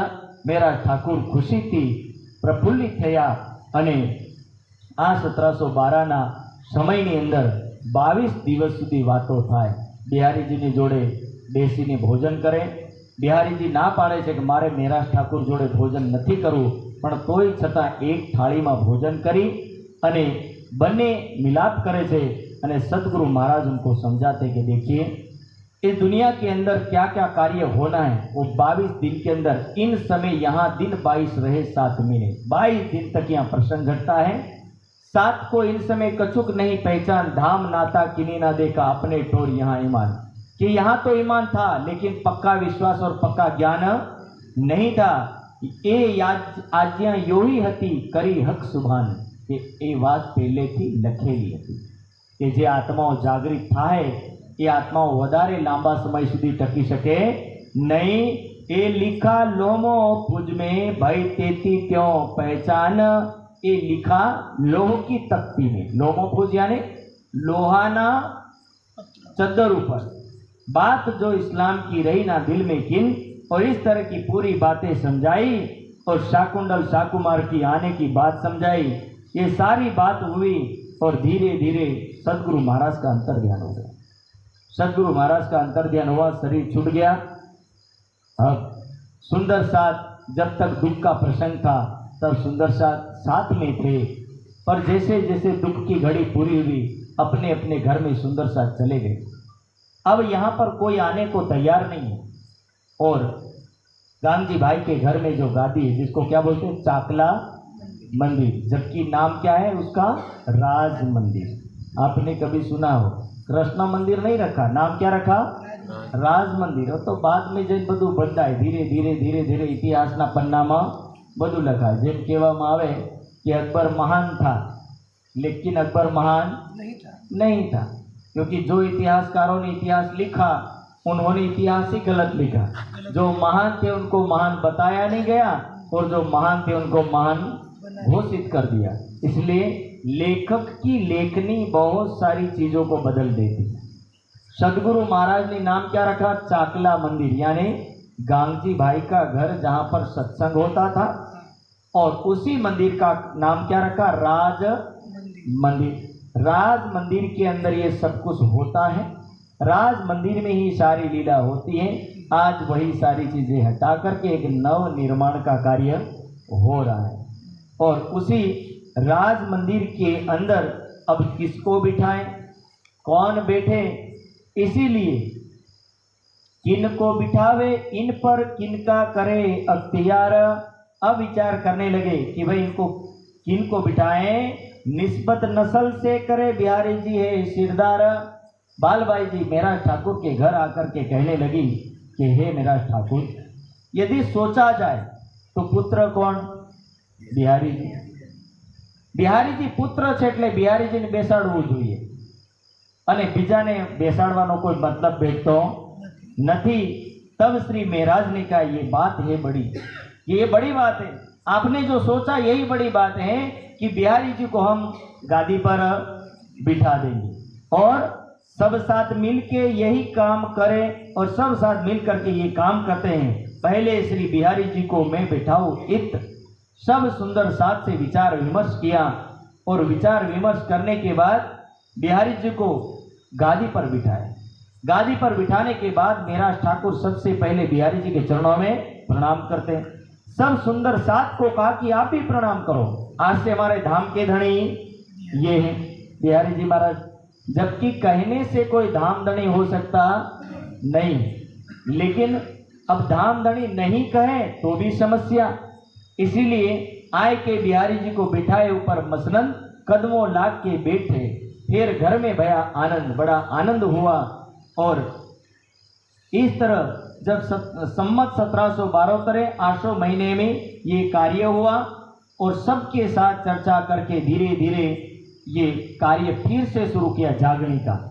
बिहारी जी महाराज को चर्चा नहीं आती क्योंकि अचानक सारा काम सौंप दिया और अचानक सौंप दिया तो बिहारी जी महाराज चर्चा करे तो करे क्या, तो कभी खावानी चर्चा करे, कहीं बीजी चर्चा करे, जेम तेम करे टाइम पसार करीने पूરું करते। હવે આવડે તો કરે ને માણસ, બીજું શું કરે, એટલે જેમ તેમ ચર્ચા ચાલતી રહે પણ તોય છતાં सब उत्सव कीर्तन हुआ साथ में तो भी सुंदर सा तो धूमधाम थी कार्यक्रम शुरू करे छे। आगे सबके श्री महाराज बैठे चर्चा सुनने को। महाराज ठाकुर सौथी आगळ बेसे छे। सबो खंडनी कर समझावी इन साथ के एमो और बधानी खंडनी करे, कोई छोड़े। उल्टो पुलटो गयो तो एनी तो भलाई थई नहीं। चर्चा की चर्चा करे एकांत ठोर। महाराज ठाकुर एकांत में ले जा करके सबको समझाते। समझने वाला विषय ये है कि राज्य की शक्ति महाराज ठाकुर के अंदर विराजमान हो गई, लेकिन मैंने कल भी बोला था कि समय जब तक नहीं आएगा तब तक वो शक्ति किसी को दिखने वाली नहीं है। मान लो अपने सीलनी हो गौ में उगवा वालों देखो तुम हमणा नहीं उगे केर उगे शियाळा में एनो मौसम हजी आयो ई भले 8 महीना पड़ी रहे पण ई उगे एनो समयगाळो पण होय कई जमीननी अंदर। श्यामा महारानी ना हृदय में राज्य विराजमान से। श्यामा महारानी अने स्वयं राज्य इंद्रावती ना धाम हृदय में बेसी गया पण अंदर बैठेला भले छे पण देखाता कोईने। स्वयं महाराज ठाकुर ने महसूस नहीं होतो कि मारी अंदर राज्य विराजमान है। अने वास्तविकता है कि आत्माओनी अंदर राज्य भले विराजमान थई जाए ने तो पण आपणने आभास थाय नहीं कि राज्य छे के नहीं। एटले अंदर विराजमान छे। महाराज ठाकुर चर्चा करते, सब कुछ करते। यो नित्या ने चर्चा करते खुली आंकड़ी अंतर्यामी के चर्चा करे छे। अंतर्यामी यानी अंदर के भेद धीरे धीरे खुलते जाते हैं और चर्चा धीरे धीरे आगे बढ़ती है। हम तो है धाम में एक खेल नहीं रंचक। हम क्या बैठे हैं? महाराज ठाकुर समझा रहे हम परम धाम में बैठे हैं। एक खेल नहीं रंचक कि ये खेल तो मिथ्या है, लय को प्राप्त होने वाला है। हम सेहरक से नजीक बैठे आगे हक। हम तो सेहरक यानी एकदम गला ने हमें सेहरक इसको बोलते हक नजीक सेहरक से आड़ो पटना द्वारा जिसको बोलते हैं ना, ये क्या है? सेहरक के नजीक का एरिया, गला ने नजीक। हम सेहरक से नजीक बैठे आगे हक। एक खुशाली दिल में उठत है तरंग कि एवी बदी ज्ञान की बातों करे साथ आगे खोलने दिल हुआ रोशन। और धीरे धीरे सब सुंदर सा चर्चा सुन करके खुश होते हैं और इन भांत बंदगी के लगे करने विचार। गोविंद बेड़े के काम में वहाँ ही खबरदार कि दुनिया भाई संसार भी जरूरी नहीं कि केवल तमें आज काम करो। तहाँ से कमाए के तब सेवा होवे सब साथ। गांधी भाई बहु सेवा करी। सौथी पहला जे कई संपत्ति थी बधी लूटावी दीधी, सेवा में पूरी कर नाखी। हवे आगळ सेवा करवा माटे कोई तो सेवादार होवुं जोईए। अब मेराज ठाकुर के मन में आया, यदि ऐसे ही बात चलती रही तो सुंदर साथ ज्ञान कैसे सुनेंगे। मेराज ठाकुर ने सोचा कि करी मसलत बिहारी जिसो लई दीवानगिरी वजीरी हार, कि अब जामनगर का जो वजीर का पद था, मंत्री का पद था, वो मंत्री का पद किसने लिया? मेराज ठाकुर ने। क्योंकि पिताजी मंत्री थे, इसलिए बेटे को भी मंत्री का पद मिलना संभव है। और इससे पहले मेराज ठाकुर स्वयं कलाजी के यहाँ मंत्री का पद संभाल चुके हैं कि राज्य को कैसे संभालना है, इसलिए मंत्री का पूरा कार्य उन्होंने संभाला। आया बोझ लौकिक का सिर के ऊपर, सब धीरे धीरे लौकिक की जवाबदारी बढ़ी। सुबह आते हैं 4 बजे उठ करके ध्यान चित्तवनी चर्चा सुन करके फिर जाते हैं राज दरबार में। राज दरबार का कार्य निपटा करके शाम को फिर 4-5 बजे आते, चर्चा सुनते, सेवा पूजा करके वापस रात्रि में घर जाते हैं। मतलब टाइम नहीं है, इतना बिजी जीवन, तो भी मेराज ठाकुर जो भी कमा रहे हैं वो सारी कमाने के पैसे कहाँ दे रहे हैं? धर्म के अंदर। धर्म लगे पालने साचा है मोमिन, और इस तरह मन में भाव, उनके सेवा का भाव है।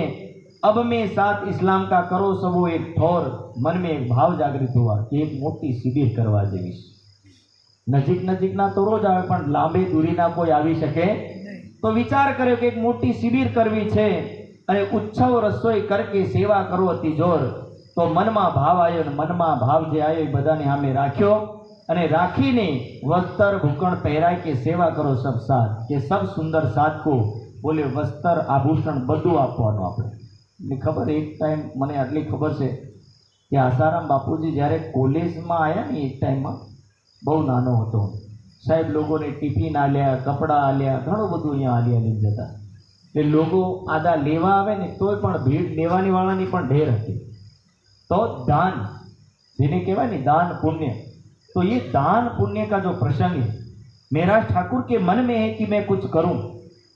और किसी के सब सुंदर साथ के वस्त्रों का काम, वस्त्र बनवाने की सेवा, धीरे धीरे किसी के हथियार है, और वो सारा काम किया। बिहारी जी को भूखा न रुच के दियो बनाए। अब देखो महाराज है, महाराज को आभूषण का दान तो नहीं दे सकते, लेकिन तो भी क्या किया? सब आभूषण बना करके दिया। वस्त्र करो ऊंचे प्रेम प्रीत दिल ले आए, अच्छे उच्च प्रकार के वस्त्र बनाए। नागजी के हथियार और वस्त्र भूखन, नागजी भाई का हथियार और वस्त्र वगैरह बनवाए। सबके कपड़े लत्ते सब मेराज ठाकुर ने रेडी कर दिया। सब कार्य तैयार हो गया, और तैयार होने के बाद फिर से किसी ने बिहारी जी के कान में डाला, यदि आ प्रोग्राम थई गयो तो मेराज ठाकुर तो बधाथी आगळ निकली जवाना, कारण के पैसा कोना लागी रह्या? मेराज ठाकुर ना। सत्संग कोण करे? मेराज ठाकुर। बधुं ज मेराज ठाकुर करवाना, पछी बिहारी जी तमारुं हुं रहेवानुं छे। बिहारी जी ने झटको लाग्यो, वात तो बरोबर छे। पछी बिहारी जीए ए फरियाद पाछी कर दीधी राजाने, अने राजाने फरियाद करी એટલે મંત્રી ઉપર જે એક બીજો મેન મંત્રી હતો એ મંત્રીને પણ આ વાત કરી। इन बात की चुगली वजीर आगे गई, मोटा मंत्री आगला बात गई। उनने कछु ना विचारिया बात दिल में लई। ए मंत्री विचारा वगर शू कर्यु? तब वजीर ने लेके बिठाया अपने घर। वजीर ना मन में विचार्या वगर नु काम कर्यु। मेराज ठाकुर, उद्धव ठाकुर और सामलिया ठाकुर ताणो भाई ने कई बिहाड़ दीधा? राज दरबार में। राज दरबार में बिहाड़िया। सामा लई सरकार में हुआ जोरा इन ऊपर के जितना सामान शिविर माटे भेगो कर्यो तो दाळ भात थी लईने खावा पीवाती रहेवानी बधी व्यवस्थानो सामान आखो राजाए जप्त कर लीधो अने ताणे भाई ने बंदी बनावी लीधा। कारण के त्रणेय भाई राज दरबार में हता। त्रणेय भाई ने बंदी बनावी। सम्मत 1714 भाई कुतुब खान की मुहिम के सम्मत 1714 में आ समय में एमने बंदी बनाया और ते टाइम में अमदावादना बादशाहनो संदेश आयो, या तो टैक्स भर दो या हमारे यहाँ आकर के हमारा काम करो। पहले राजा क्या करते थे कि वसूल करने के लिए, टैक्स वसूल करने के लिए बड़े राजा जितने होते छोटे छोटे राजाओं को दबा के रखते थे। अब बड़े राजाओं को, छोटे राजाओं को, बड़े राजा को टैक्स देना पड़ता था। यदि टैक्स नहीं दे सकते तो क्या भेजना पड़ता था? पूरी फौज भेज देनी पड़ती थी। ये फौज क्या करेगी? उस राजा की फौज युद्ध में नहीं जाएगी, ये सामान्य राजाओं की फौज युद्ध में भेजी जाती थी, वो मरे चाहे जो भी हो। वो अपने राज्य को बढ़ाने के लिए इस फौज से सारा काम लिया करते थे। और इसी तरह मंत्री को आदेश हुआ कि भाई आप यहाँ आओ। बेटे प्रबोधपुरी मिने जाए हफ्सा लिखाई त नाम पूछू पड़िए नो प्रबोधपुरी, जबकि नाम क्या लिखा है इसका? हफ्सा। जबकि ये हफ्सा विदेश में भी है। शायद किसी ने अभी सवाल खड़ा किया था निजारा संप्रदाय के ऊपर कि ये हफ्सा जेल विदेश का है और ये सब विदेशी है, जबकि हफ्सा यहाँ पर जामनगर के जेल को भी क्या लिखा है? हफ्सा जेल लिखा है। और उसका दूसरा नाम क्या पड़ा? प्रबोधपुरी। प्रबोधपुरी यानी जिसमें प्रबोध हुआ। प्रबोध यानी जिसमें संबोधन किया गया हो, प्रबोध आ गया हो, जिसमें ज्ञान दिया गया हो, उस जगह का नाम क्या है? प्रबोधपुरी। अब इसमें कौन किसको प्रबोध करता है? तो कि राजी महाराज मेराज ठाकुर की आत्मा को प्रबोध करते हैं, ज्ञान देते हैं, उनके अंदर विराजमान होते हैं। और वहां पर जब उनको बिठाया गया तो धीरे धीरे तहाँ विचार करने लगे कि मन में विचार आने लगा, हम तो बंदगी में हते, क्यों ऐसा किया है कि हम तो राज्य की सेवा में बिजी थे, व्यस्त थे, फिर हमारे साथ ऐसा व्यवहार क्यों हुआ? आखिर हमने ऐसा कौन सा काम किया है? मेराज ठाकुर को ये बात समझ में नहीं आती। उससे पूर्व एक घटना भी घटित होती है। शायद एक कोई सुंदर सा दूर से आता है, उस सुंदर साथ के आने का टाइम और जाने का टाइम थोड़ा सेट नहीं हो रहा था। बिचारो हवारे आवे हांजे आवे એટલે બે ટાઈમ આવે એટલે એના કારણથી એ ભાઈને કામ ધંધો નહીં થતો હતો। એટલે એને નિવેદન કર્યું કે હે સદગુરુ મહારાજ, यदि હું સવારે આવું અને સાંજે નહીં આવું તો ચાલે ખરું? બેમાંથી એક ટાઈમમાં આવું કદાચ, સાંજે આવું या तो सवारे आऊँ। बिहारी जी के हाथ से तुम्हें कहीं आने की जरूरत है? तुम सुंदर साथ की जमात से बाहर निकाले जा रहे हो, उनको सुंदर साथ की जमात से निकाल दिया। अब बिहारी जी के निकालने के बाद कोई सुंदर साथ उस सुंदर साथ को बिठाने को भी तैयार नहीं हुए। धीरे धीरे एक दिन फूलबाई के पास गए। फूलबाई यानी मेराज ठाकुर की धर्म पत्नी। मेराज ठाकुर तो घर नहीं थे, मंत्री का पद, इसलिए राज दरबार में। अब फूलबाई को पूरी कहानी सुनाई। फूलबाई बड़ी दुखी हुई। खाना भी उसने एक सप्ताह से नहीं खाया था। फूलबाई ने खाना खिलाया, सब कुछ किया। ये बात धीरे धीरे बिहारी जी को पता चली। बिहारी जी को पता चली। बिहारी जी ने मेराज ठाकुर को बुला करके पूछा कि हे मेराज ठाकुर, धर्म पत्नी જોઈએ या सदगुरु જોઈએ? धर्म संकट में नाख दीधा। धर्म पत्नी चाहिए तो सदगुरु छोड़ो, और सदगुरु चाहिए तो धर्म पत्नी छोड़ो। आपणी जेवा होय तुम कहिए एवं ज कहे ने, सदगुरु बीजो महाराज बोलावली जरूरी थोड़ी है महाराज बदलनो। आ महाराज सत्संग करे, अगली बार में बीजो आवी चर्चा करे। महाराज ने कोई कमी थोड़ी है आपणे, ले आपणे बदली नाखी, पण मेराज ठाकुर बदलने को तैयार नहीं हुए। मेराज ठाकुर के मन में था कि मैं पत्नी को तो छोड़ सकता हूं, पर सदगुरु को छोड़ सकता नहीं। मेराज ठाकुर ने फूलबाई को कहा कि फूलबाई, हे अमलावती की आत्म, आपका और मेरा रिश्ता यहाँ तक था क्योंकि अब मैं सदगुरु महाराज के वचनों का पालन करने जा रहा हूँ। और शायद ये कहा जाता है कि राज परिवार के जो राजस्थानी लोग थे वो बड़े वचन के पक्के थे। ये सूर्यवंशी हो चाहे चंद्रवंशी हो, दोनों वंश के लोग बड़े ही नियम के कट्टर थे। और मेराज ठाकुर भी कहाँ के? जयचंद राज्य के राजपूत हैं, राजस्थानी लोग हैं। और राजस्थानी होवाना कारण थी ये तो कारण कारज बना है। ये गुजरात भी इसी कारण से आए थे कि जयचंद के राज्य में ब्राह्मणों ने जयचंद का हवन नहीं किया। हवन रखा राजा ने, उस जयचंद राजा का हवन नहीं किया तो राजा गुस्से में होकर के कहने लगे अपना भाई बेटा करिया ले। तो स्वयं राजपूतों को कहा कि तुम कर दो, ब्राह्मण नहीं करे तो क्या हुआ, हम भी तो जानते, हम भी तो गुरुकुलों में पढ़े हैं, हम भी हवन करना जानते हैं। पर राजपूतों ने कहा कि ब्राह्मण का काम ब्राह्मण करे और राजपूतों का काम राजपूत करेगा। हमारा काम तलवार चलाना, युद्ध लड़ना, हमारा काम समाज की रक्षा करना है, इनका काम पूजा पाठ करना, यही करेगा, हमारा काम ये नहीं है। इसलिए हम किसी की रोजी रोटी पर कोई कुछ करना चाहते नहीं, मना कर दिया। तो जयचंद को गुस्सा आया, ब्राह्मणों को तो निकाला पर साथ में इस राज परिवारों को भी निकाल दिया। और ये राज परिवार आकर के कहाँ बसे, गुजरात के अंदर आकर के बसे, जबकि ज्यादा दूरी भी नहीं है, अपना गुजरात तो बॉर्डर पे लगा हुआ है।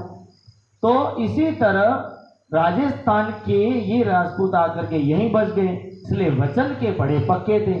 और कहा जाता है कि राजस्थानी लोग गुरु वचन को मानने में बड़े ही सावधान रहते थे, भले कुछ भी हो लेकिन गुरु को वो कभी छोड़ते नहीं थे।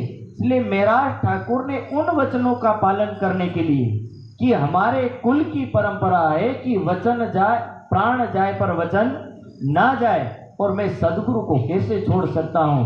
इसलिए फूलबाई को कहा कि आपको इस जन्म में तो मैं पति के रूप में मिला था, लेकिन सदगुरु महाराज का ये भाव है इसलिए मैं छोड़ रहा हूं। तब फूलबाई कहती कि यदि आप मेरे शरीर के भी पति हैं और मेरी आत्मा के भी पति हैं, इसीलिए हे प्राणेश्वर जब मैं मर जाऊं तो आप मेरे राख पर आकर के अपने चरण रख देना बस। उस दिन के बाद कहा जाता है कि फूलबाई ने भोजन छोड़ दिया। हम ये काम नहीं कर सकते। फूलबाई ने भोजन छोड़ दिया और कुछ ही दिनों में फूलबाई का शरीर छूट गया। और जब फूलबाई का शरीर छूट गया तो महराज ठाकुर स्वयं शमशान घाट में उनकी राख के ऊपर अपने चरण रख के आते, जबकि वो आत्मा थी, वो आत्मा कहाँ चली जाती है, तेजबाई के अंदर, बायजूराज जी के अंदर चली जाती है। आमलावती की आत्मा है। इधर ये घटना भी घट चुकी है, इसीलिए तो वाणी में लिखा मैं त्रण युद्ध कीदा फरी फरी पचे गतमत मारी हरी, कि मैं एक युद्ध न लगी माया निहा में, त्रण युद्ध कीदा। त्रण युद्ध में पहले सदगुरु महाराज ने प्रणाम स्वीकार नहीं किया तो भी मैंने धैर्य बना के रखा, तो भी मैंने धर्म को छोड़ा नहीं। बीजी बार मारी घरवाली ने पत्नी ने धर्म पत्नी ने छोड़वी पड़ी तो ही छता बोले मैं धर्म नहीं छोड़ो नहीं। तीजी बार बोले मुझे जेल जाना पड़ा। हो गया ना, त्रण युद्ध कीदा में फरी फरी पछे गतमतन मारी हरी, के चौथी बार જ્યારે અમદાવાદના જેલમાં બંધ થશે ને કાનજીભાઈ ધક્કા મારીને કાઢશે ત્યારે કે છે કે ચોથી વાર મેં મારી મરજીથી નહીં પણ કાનજીભાઈના કારણથી હું હારી। इंद्रावतीની आत्मा होती वरना बोले मैं सदगुरु महाराज और राज्य और इस धर्म को छोड़ना चाहता नहीं था। ये एक आत्मा का धर्म, ये एक आत्मा ऐसी होती कि जो एक बार लग जाए वो आत्मा कभी छोड़ना चाहती नहीं। जबकि इसी बात को वाणी में पहले चरण में क्या लिखा है कि मारो केड़ना मुके नार मैं बांधा सामा हथियार। ये माया ने तो मुझे ऐसा पकड़ा, हाथ धो के पीछे मेरे पड़ गई थी माया। केड़ना मुके यानी मेरा पीछा भी माया छोड़ना चाहती नहीं थी। जब से महराज ठाकुर अरब धरती गए तब से केवल दुख सिवाय कुछ मिला। उधर 5 वर्ष रहे, फिर 5 वर्ष के बाद 2 वर्ष भाई के घर रहे, 2 वर्ष कलाजी के यहाँ, 9 वर्ष तक कष्ट झेला। और 9 वर्षों के कष्ट के बाद भी महराज ठाकुर ने सदगुरु को छोड़ा, फिर सेवा में लगे। सेवा में लगने के बाद 1712 के बाद 1713 1714 ये 14 तक, यानी फिर से 14 में फिर बंदी बना लिया, 15 तक जाएंगे। सोचो कि पूरे 1703 से लेकर के 1715 तक महराज ठाकुर ने केवल कठिन मार्ग को ही प्राप्त किया, जहां कष्ट ही कष्ट, बदनामियां ही बदनामियां, उसके अलावा हाथ में कुछ आया नहीं। ये सुंदर साथ के लिए पल पल में नाराज हो जाते हैं, वे घबराई जाए कि हमारो आऊं थे कि हमने एम कही दीधु कोई रूम नहीं आले, रूम नहीं आले तो पंगो थी जाए साहब। सरसाव में तो रूम नहीं મળે तो संदेश आ जाए, आ बार आया अगली बार नहीं आई, ने रूम नहीं आए। मेराज ठाकुर को देखो, सारी सेवा करने के बाद कोई फल नहीं, कोई वस्तु नहीं, ऊपर से बदनामी अलग। कठोर शब्द यदि कह दिए जाए तो उस कठोर शब्द से परिणाम बदल जाता है। पर मेराज ठाकुर राज जी के चरणों में आने के बाद सारी कसनी को करते हैं, और यही बाजी होती है जो बाजी पलट देती है। वरना तो पहले प्रकरण में क्या लिखा है, सुख सनकादिक ने नवटली लक्ष्मी नारायण ने फरी वली। सनकादिक जेवा सनकादिक माया में फंसाया, विष्णु भगवान शिव सनकादिक भी फंस गए, तो बोले हमारी क्या होगा। मेराज ठाकुर की आत्म 3 बार माया को पछाड़ देती है और 3 बार के बाद चौथे बार में फंसती है।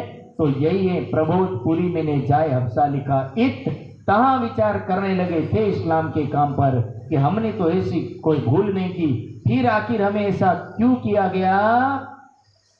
थी मेरे मन में उम्मीद ले जमात करो निजधाम, मेरे मन में तो ये भाव था कि सुंदर साथ को मैं भेगा करूं और भेगा કરીને एमनी सेवा करूं, सत्संग संभळावो। और कछुए वास्ते कछु ना लिया काम, ये विचार करते श्री देवचंद्र जी बैठे दिल पर। हफ्साना जेल में बंद से अने बंद आत्मा राज्य ने पुकारी उठे कि हे धामधनी, ऐसी तो मेरे से कोई भूल नहीं हुई, मेरे से कोई ऐसा दोष नहीं हुआ, फिर मने जेल में केम लाववामां आव्यो। एम विचारता विचारता ये आत्मा विरहा में डूब बेसे छे। दुखनी घड़ियां वाणी में लख्यु, दुख से पीयूजी मिलसी, ये दुख से पीयू क्या मिलेंगे। और ऐसी दुख की घड़ी आओ ने ताव आवे मળી गया राजे, એવું नहीं समझता। दुख यानी धर्म की राह में चलते समय जो कष्ट आता ना, वही कष्ट हमारे परमात्मा के मिलन का कष्ट है। दुख से पीयूजी मिलसी, सुखी ना मिलिया कोई, कि दुख की घड़ी में राजी अवश्य मिलेंगे और राजी का हमारे साथ हमारा साथ देंगे राजी। और इंद्रावती नी आत्म परमात्मा ना ध्यान ने करी ने स्वयं विरहाना प्रसन्न में डूबे। बिचारी ए आत्मा तड़पे उठे छे अने विचार एवं करे छे कि हवे मारे जीवी करवुं शुं। सेबा आवोजी वालानी जे लाइन छे ने बहु महत्वपूर्ण छे। ये आत्माना मुखारथी जे लाइनो निकळे ने एवी ज निकळे कि एकलड़ी परदेश में मुनि मूकी तमे कां चाल्या। सुंदर साथनो साथ लेवानी कोशिश करी, ए तो मळ्या नहीं। हवे हूँ रही तो एकली, एकलड़ी पर पूरी दुनिया में हूँ एकली छू, हे धामधनी अब मैं रह करके क्या करूँगी। तब इंद्रावती की आत्म मनोमन सोचती है कि मुझे जिंदा रह के करना क्या है, और यही कहती कि हे धामधनी अब मुझे उठा लो इस दुनिया से।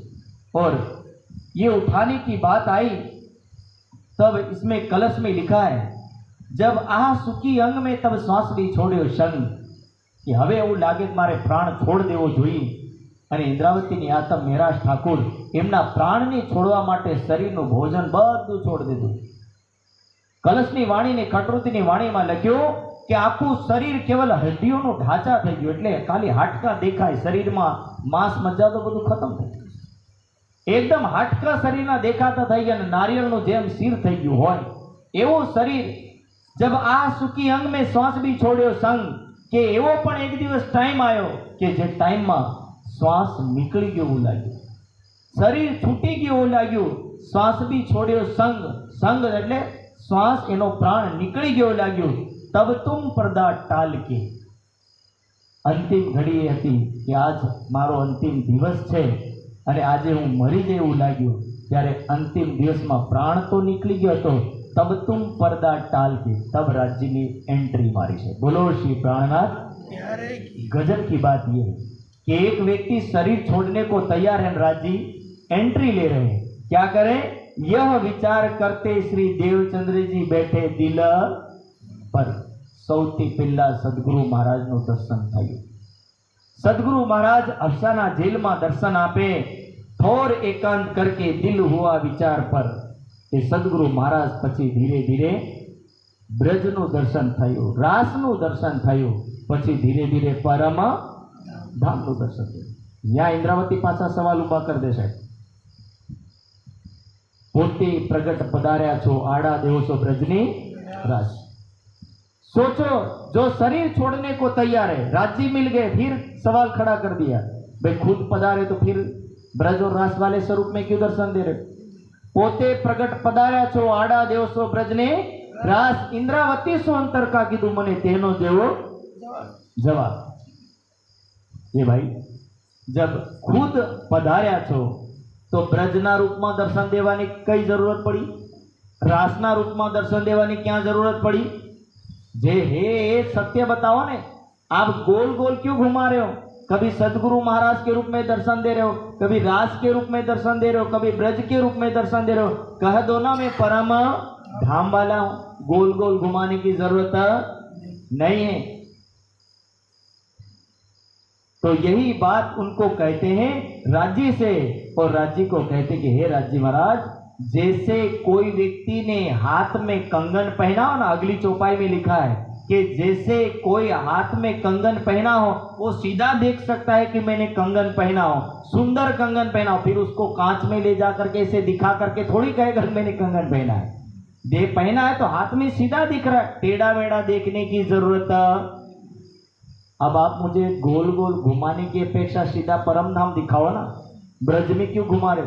जो लीला हो गई वो हो गई, जो होना था वो हो गया। अब मुझे वापिस थोड़ी ब्रज में जाना, वापिस थोड़ी रास में जाना है, अब मुझे सीधा कहाँ जाना? परम धाम। इसीलिए तो वाणी में लिखा है, अब जाग देखो सुख जागनी, ए सुख सुहागिन जो, तीन लीला चौथी घर की, इन चारों को या में वो, कि हमने जास को भी जाना, ब्रज को भी जाना, जागनी ब्रह्मांड को भी जान रहे, और चौथी घर की। हम चारों को जान चुके हैं, पर चौथी को हमें ज्यादा भोगना है, यानी परम धाम वाली लीला। अब आप हमें परम धाम वाली बात समझाए, हमें गोल गोल घुमाने की जरूरत नहीं। यही बात यदि ढंग से वितक में प्रसंग ले लेना तो सारा भेद यहाँ पर खुल जाता, लेकिन यही बात कोई करने को तैयार नहीं, और इसी बातों में ही लोग उलझे रह जाते कि आखिर करे तो करे क्या। कि पोते प्रगटना का मतलब कि स्वयं मूल स्वरूप के रूप में प्रकट होना, परम धाम के रूप में। कैसा रूप? सिंदूरिया रंग की, आज बोलो तमे, बोलो श्री प्राणनाथ। तक हम भले थाय कि नहीं थाय, पण राज्यનું સ્વરૂપ તો યાદ આવવું જોઈએ। સિંદુરિયા રંગની પાઘડી, આપણી દેશી ભાષામાં સિંદુરિયા રંગની પાઘડી અને સફેદ રંગનો ઝબ્બો, અને એની ઉપર એક આવી રીતનો દુપટ્ટો, જેને શું કહેવાય? આસમાની રંગની પીછોરી આમ આમ લગાડેલો હોય, એને કહેવાય આસમાની રંગની પીછોરી। અને ચરણાર વિંદમાં જે પૈજામો પહેરેલો છે કેવો છે? કેસરિયા રંગની ઈજાર। રાજ્યના ગળામાં હાર કેટલા? 5। પહેલા હારનું નામ હીરા, બીજાનું નામ માણિક, ત્રીજાનું નામ મોતી, ચોથાનું નામ નીલવી, ને પાંચમાનું નામ લસણિયા। સાહેબ આખું ચર્ચાનું રહસ્ય અહીં જ છે, બીજું કઈ છે? આ તો શું છે કે જેમ વ્યક્તિને ભલે બટાકાની સબ્જી ખાવી છે, પણ રાંધ્યા વગર ખવાય, એને ઉગાડવું પડે, પકાવવું પડે, વાડી લાવવું પડે, ખેતરમાંથી લાવવું પડે, ધોવું પડે, છીલવું પડે, બધી લીલા કરીને ખાવું તો ખાલી પેટને ભરવું જ છે, બીજું કોઈ ઉદ્દેશ્ય? પેટને ભરવા માટે આ બધી પ્રોસેસ છે। જ્ઞાન બધું કેમ લેવું પડે? કે રાજ્યના ચરણો સુધી પહોંચવા માટેનો તમામ માર્ગ છે, પણ મૂળ આટલું બધું કર્યા પછી માણસ ખાય નહીં તો પછી એની સબ્જીનો મતલબ નહીં। સમજણ પડી ને? મૂળ વાત એને પેટમાં નહીં નાખ્યું હોય તો એ સબ્જી કામની हो। એટલે મૂળ એ છે, રાજ્ય છે। तो કે स्वयं राज्य मूल स्वरूप में प्रकट हुए, सुंदर कानों में कुंडल है, बाल घुंघराले यहाँ तक। लिखते हैं राज्य कि मोहम्मद साहब जब पहली बार राज्य से मिले तो राज्य के बालों की सुगंध में ही बेहोश होने लगे थे। बोलो श्री प्राणनाथ। અહીં આપણે અંતરને આ રીતે બધું લગાડીને ચોંટાડતા ફરીએ, ત્યાં રાજ્યના વાળોની અંદર જે ઇત્ર જે લખ્યું છે, ઇત્ર લખ્યું કે ઇત્ર એટલી બધીના વાળો જ્યારે એમ હવાથી ઉડે છે ત્યારે એ હવાના ઝોકાના કારણથી વાળોનું જે ઇત્ર છે એ ઇત્ર મોહમ્મદના મુખારવિંદ ઉપર ટકરાય છે। મોહમ્મદ બોલે उस इत्र की सुगंध में जो लिया हूं, बोले उस सुगंध को मैं दुनिया में कभी भी बयान कर सकता ऐसी सुगंध मैंने बोले खुदा की ली, ऐसा मैंने अनुभव किया। और उस अनुभव का मैं क्या वर्णन करूं। बोले खुदा मेरे सामने थे, पर्दे में थे, लेकिन मैं खुदा को देख रहा था, लेकिन मजबूरी ये थी कि मैं वहां रह सका। बात यही है। तो यही मूल है कि खुद प्रकट हुए। इंद्रावती की आत्म पक्की थी, क्योंकि मुझे तो मूल चाहिए, मुझे गोल गोल घुमाने की जरूरत है, मुझे मूल में जाना है, कहीं और जाना नहीं है। मैंने कल भी बोला था कि भागवत को सुनने वाला कहाँ जाएगा, तो वाणी में क्या लिखा कि सीधा स्वर्ग जाएगा। ये वाणी की चौपाई करी, कोई और कहने वाला नहीं है। जब इंद्रावती को ये बात पता है, इसलिए सीधे रास्ते को पकड़ती है, सुंदर साथ को भी सीधा मार्ग बताती है। और यही सीधा मार्ग हम लोगों को मिला है। हम राज्य को उस मूल स्वरूप के रूप में समझे। मूल स्वरूप को समझने जाओगे ना, नाम शब्दों से परे होना पड़ेगा। सुंदर साथ जी बोलो श्री प्राणनाथ। शब्दों की जाल दुनिया में है। वाणी में लिखा है, लुगाना पहुंचे रास लो तो क्यों पहुंचे दरबार। ये अहीनो शब्द तो योगमायना ब्रह्मांडમાં नहीं જઈ શકે। સમજણ પડી રહી?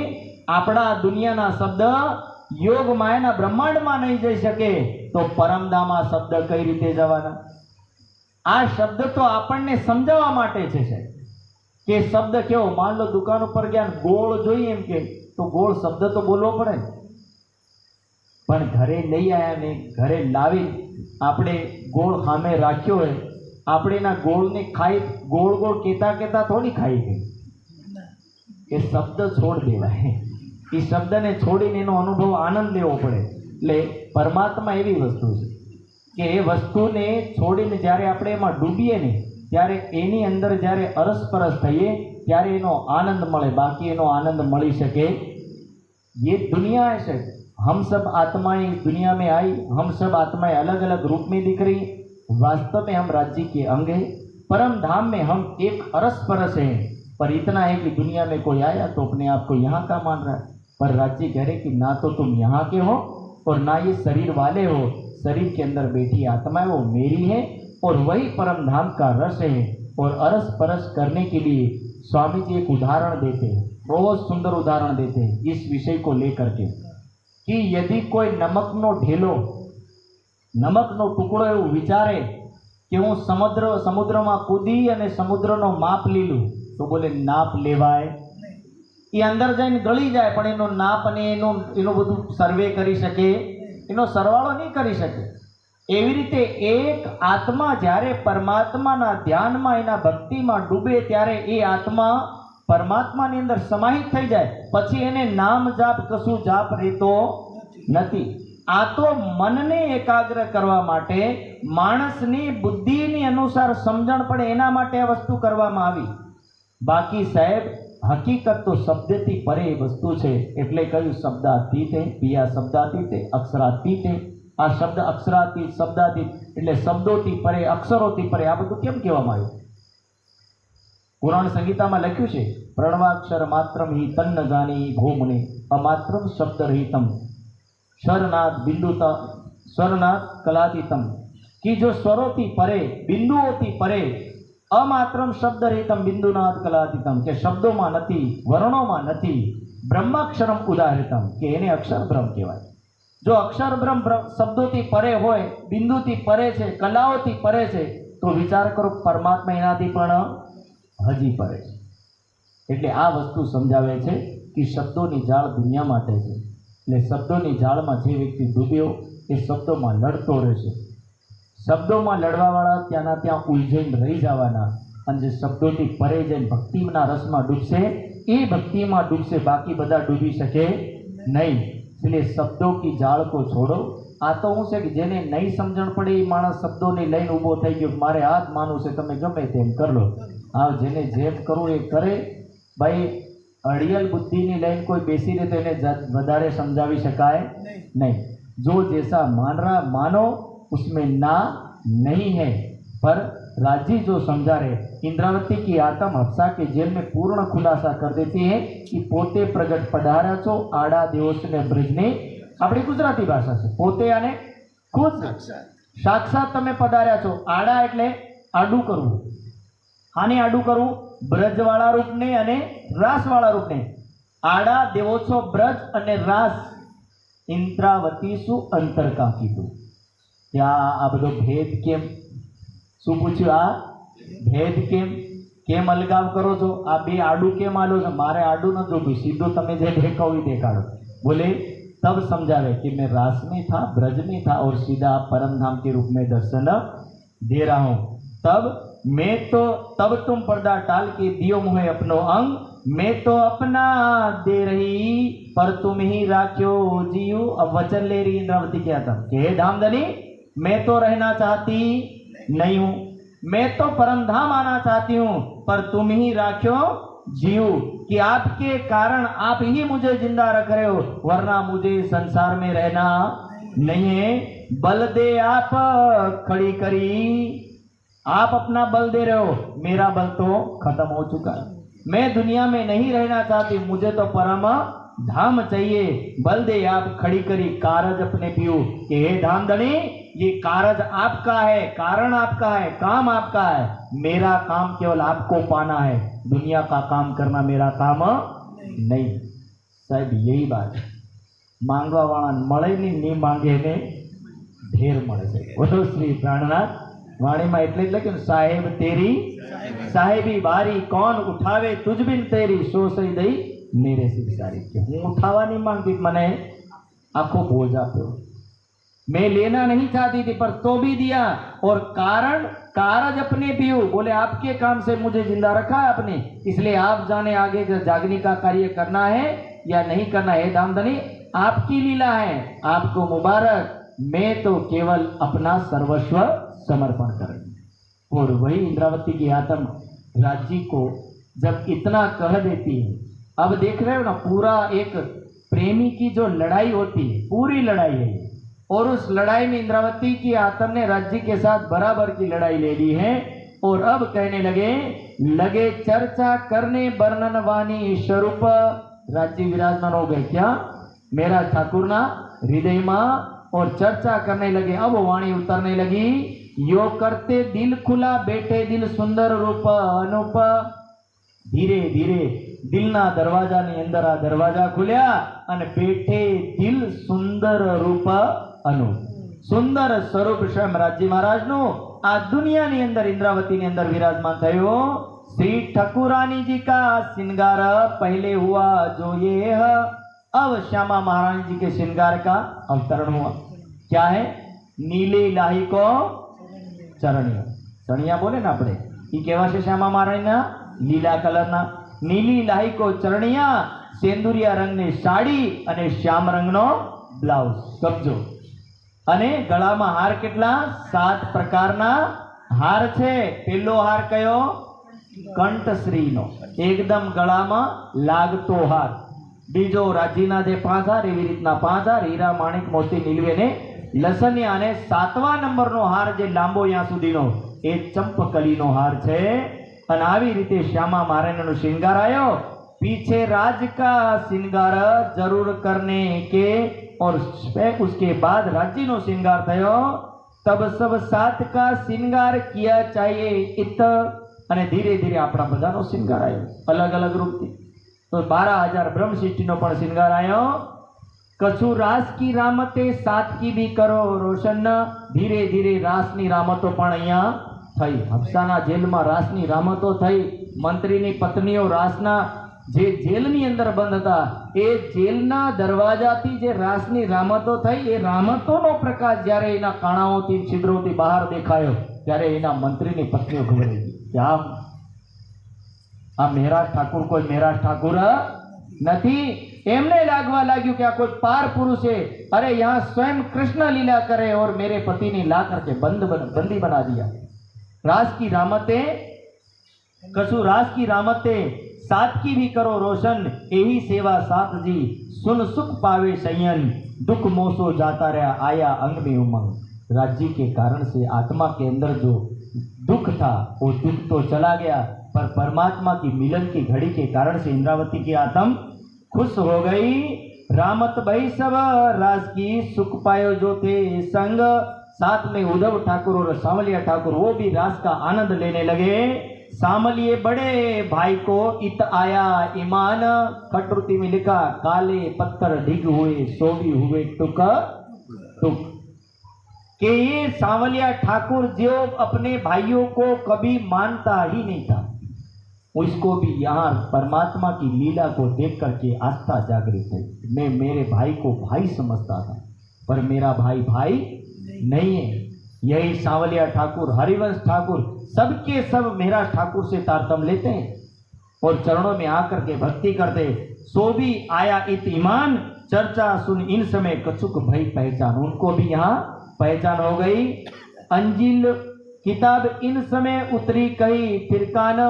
इंजिल किताब यानी रासनी वाणी અહીંયા ઉતરી।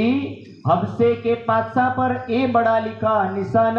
જ્યારે રાસની રામતો ઉતરી ત્યારે રામતો બહાર પણ થઈ અને એનો પ્રકાશ જોઈને જે વજીર મંત્રીની જે પત્ની હતી એ પ્રભાવિત થઈ, ત્યારે એ બડા નિશાન लिखा, यानी उनके लिए बड़ा संदेश था। होते इन किताब से नूर रोशनी इंजोर, तब छोड़ चित राज की तरफ को छोड़ माया की मरोड़। अब इस तरह चित्त को रास की तरफ मरोड़ा। यो करते चर्चा जबराइले किया सोर। इस तरह चर्चा होने लगी, धीरे धीरे वाणी का अवतरण होने लगा। आया जोश इन समय कछु ना रही खोर।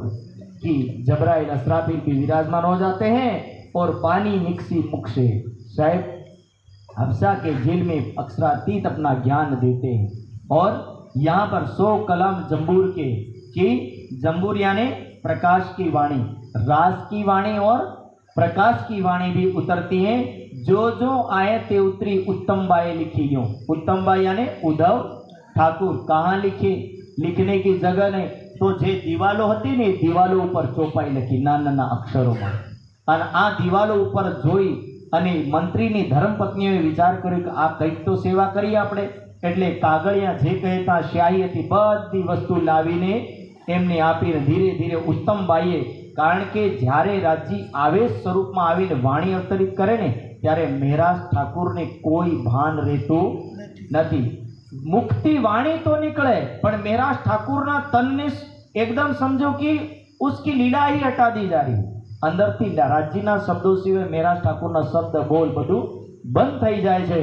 અને ऐसे वाणी उतरी कलाम जंबूर के जो आए थे उतरी उत्तम बाई लिखी यो कर।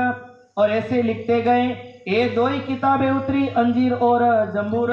और इस तरह रास, प्रकाश और कलश की वाणी का यहाँ पर उतरना हुआ। पर कलश की वाणी की केवल कितनी चौपाई उतरी? सटरुति भी इन समय इश्क विरह का उतर्या के 3 ग्रंथ उतर्या। एक खटरुति, रास अने प्रकाश। अने कलशनी 2 चौपाई उतरी। फल बीज इन समय उठाई त अंकुर के धीरे धीरे फल बीज यानी 2 चौपाइयां कलश की यहाँ उतरी।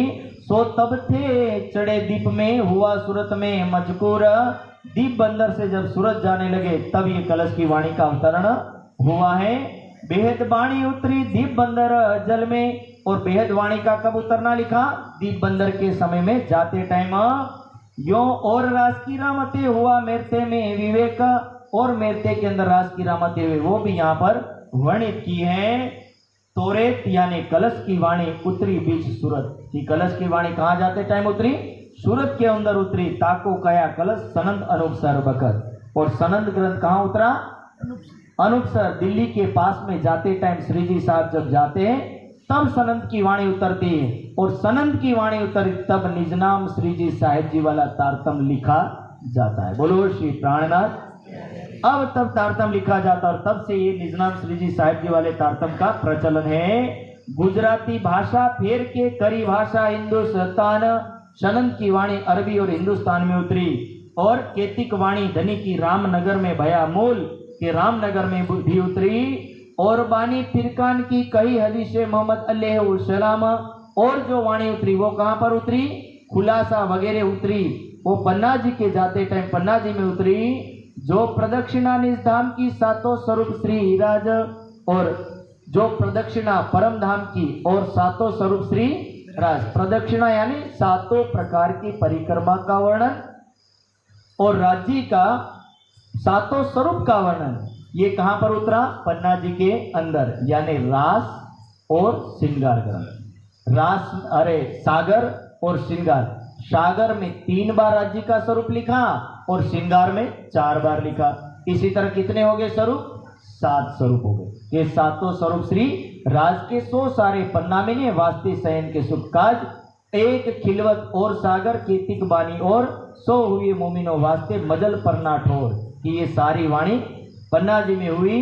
श्री महामती कहे मोमिनो कि हे महामती कह रही कि हे मोमिनो, ए हादी मेहदी इमाम, ये सब किसके नाम से जाने जाएंगे? इमाम मेहदी के नाम से, और आखरुल जमा इमाम मेहदी और बुद्ध निष्कलंक स्वरूप के नाम से जाने जाएंगे। तात की भी तक और कहूँ जो नूरदीन इस्लाम, इसकी भी तक और बाकी है जो धीरे धीरे इसका आगे वर्णन चलेगा। तो इस तरह आज के जो अप्सा के दिल में जो वाणी का अवतरण हुआ, वो अवतरण का आज का प्रसंग था। और इस तरह वाणी का अवतरण होता है। एक आत्मा इस तरह हफ्से के जेल में ब्रह्मवाणी का यहाँ पर अवतरण हो जाता है धीरे धीरे। अब आगे का प्रसंग बढ़ेगा। कल जूनागढ़ दीप बंदर, कल से थोड़ी बीतक स्पीड चलाओ, क्योंकि आज का प्रसंग थोड़ा एक एक चौपाई को इसलिए लेना पड़ा, वाणी भी उतर रही थी, साथ में प्रसंग भी ऐसा था। पर कल से मैं इतना चौपाइयाँ नहीं लूँगा, थोड़ा कम चौपाइयाँ लेकर के प्रसंग को आगे बढ़ाऊँगा। 3 दिन है और बाकी तो कोई और भी बीतक करेगा। बोलो श्री प्राणनाथ प्यारे की जय। श्री महामती कहे ए मोमिनो, ए हादी मेहदी इमाम, ताकि बीतक और कहो जो नूरदीन इस्लाम, जो नूरदीन इस्लाम। बोलो श्री प्राणनाथ प्यारे की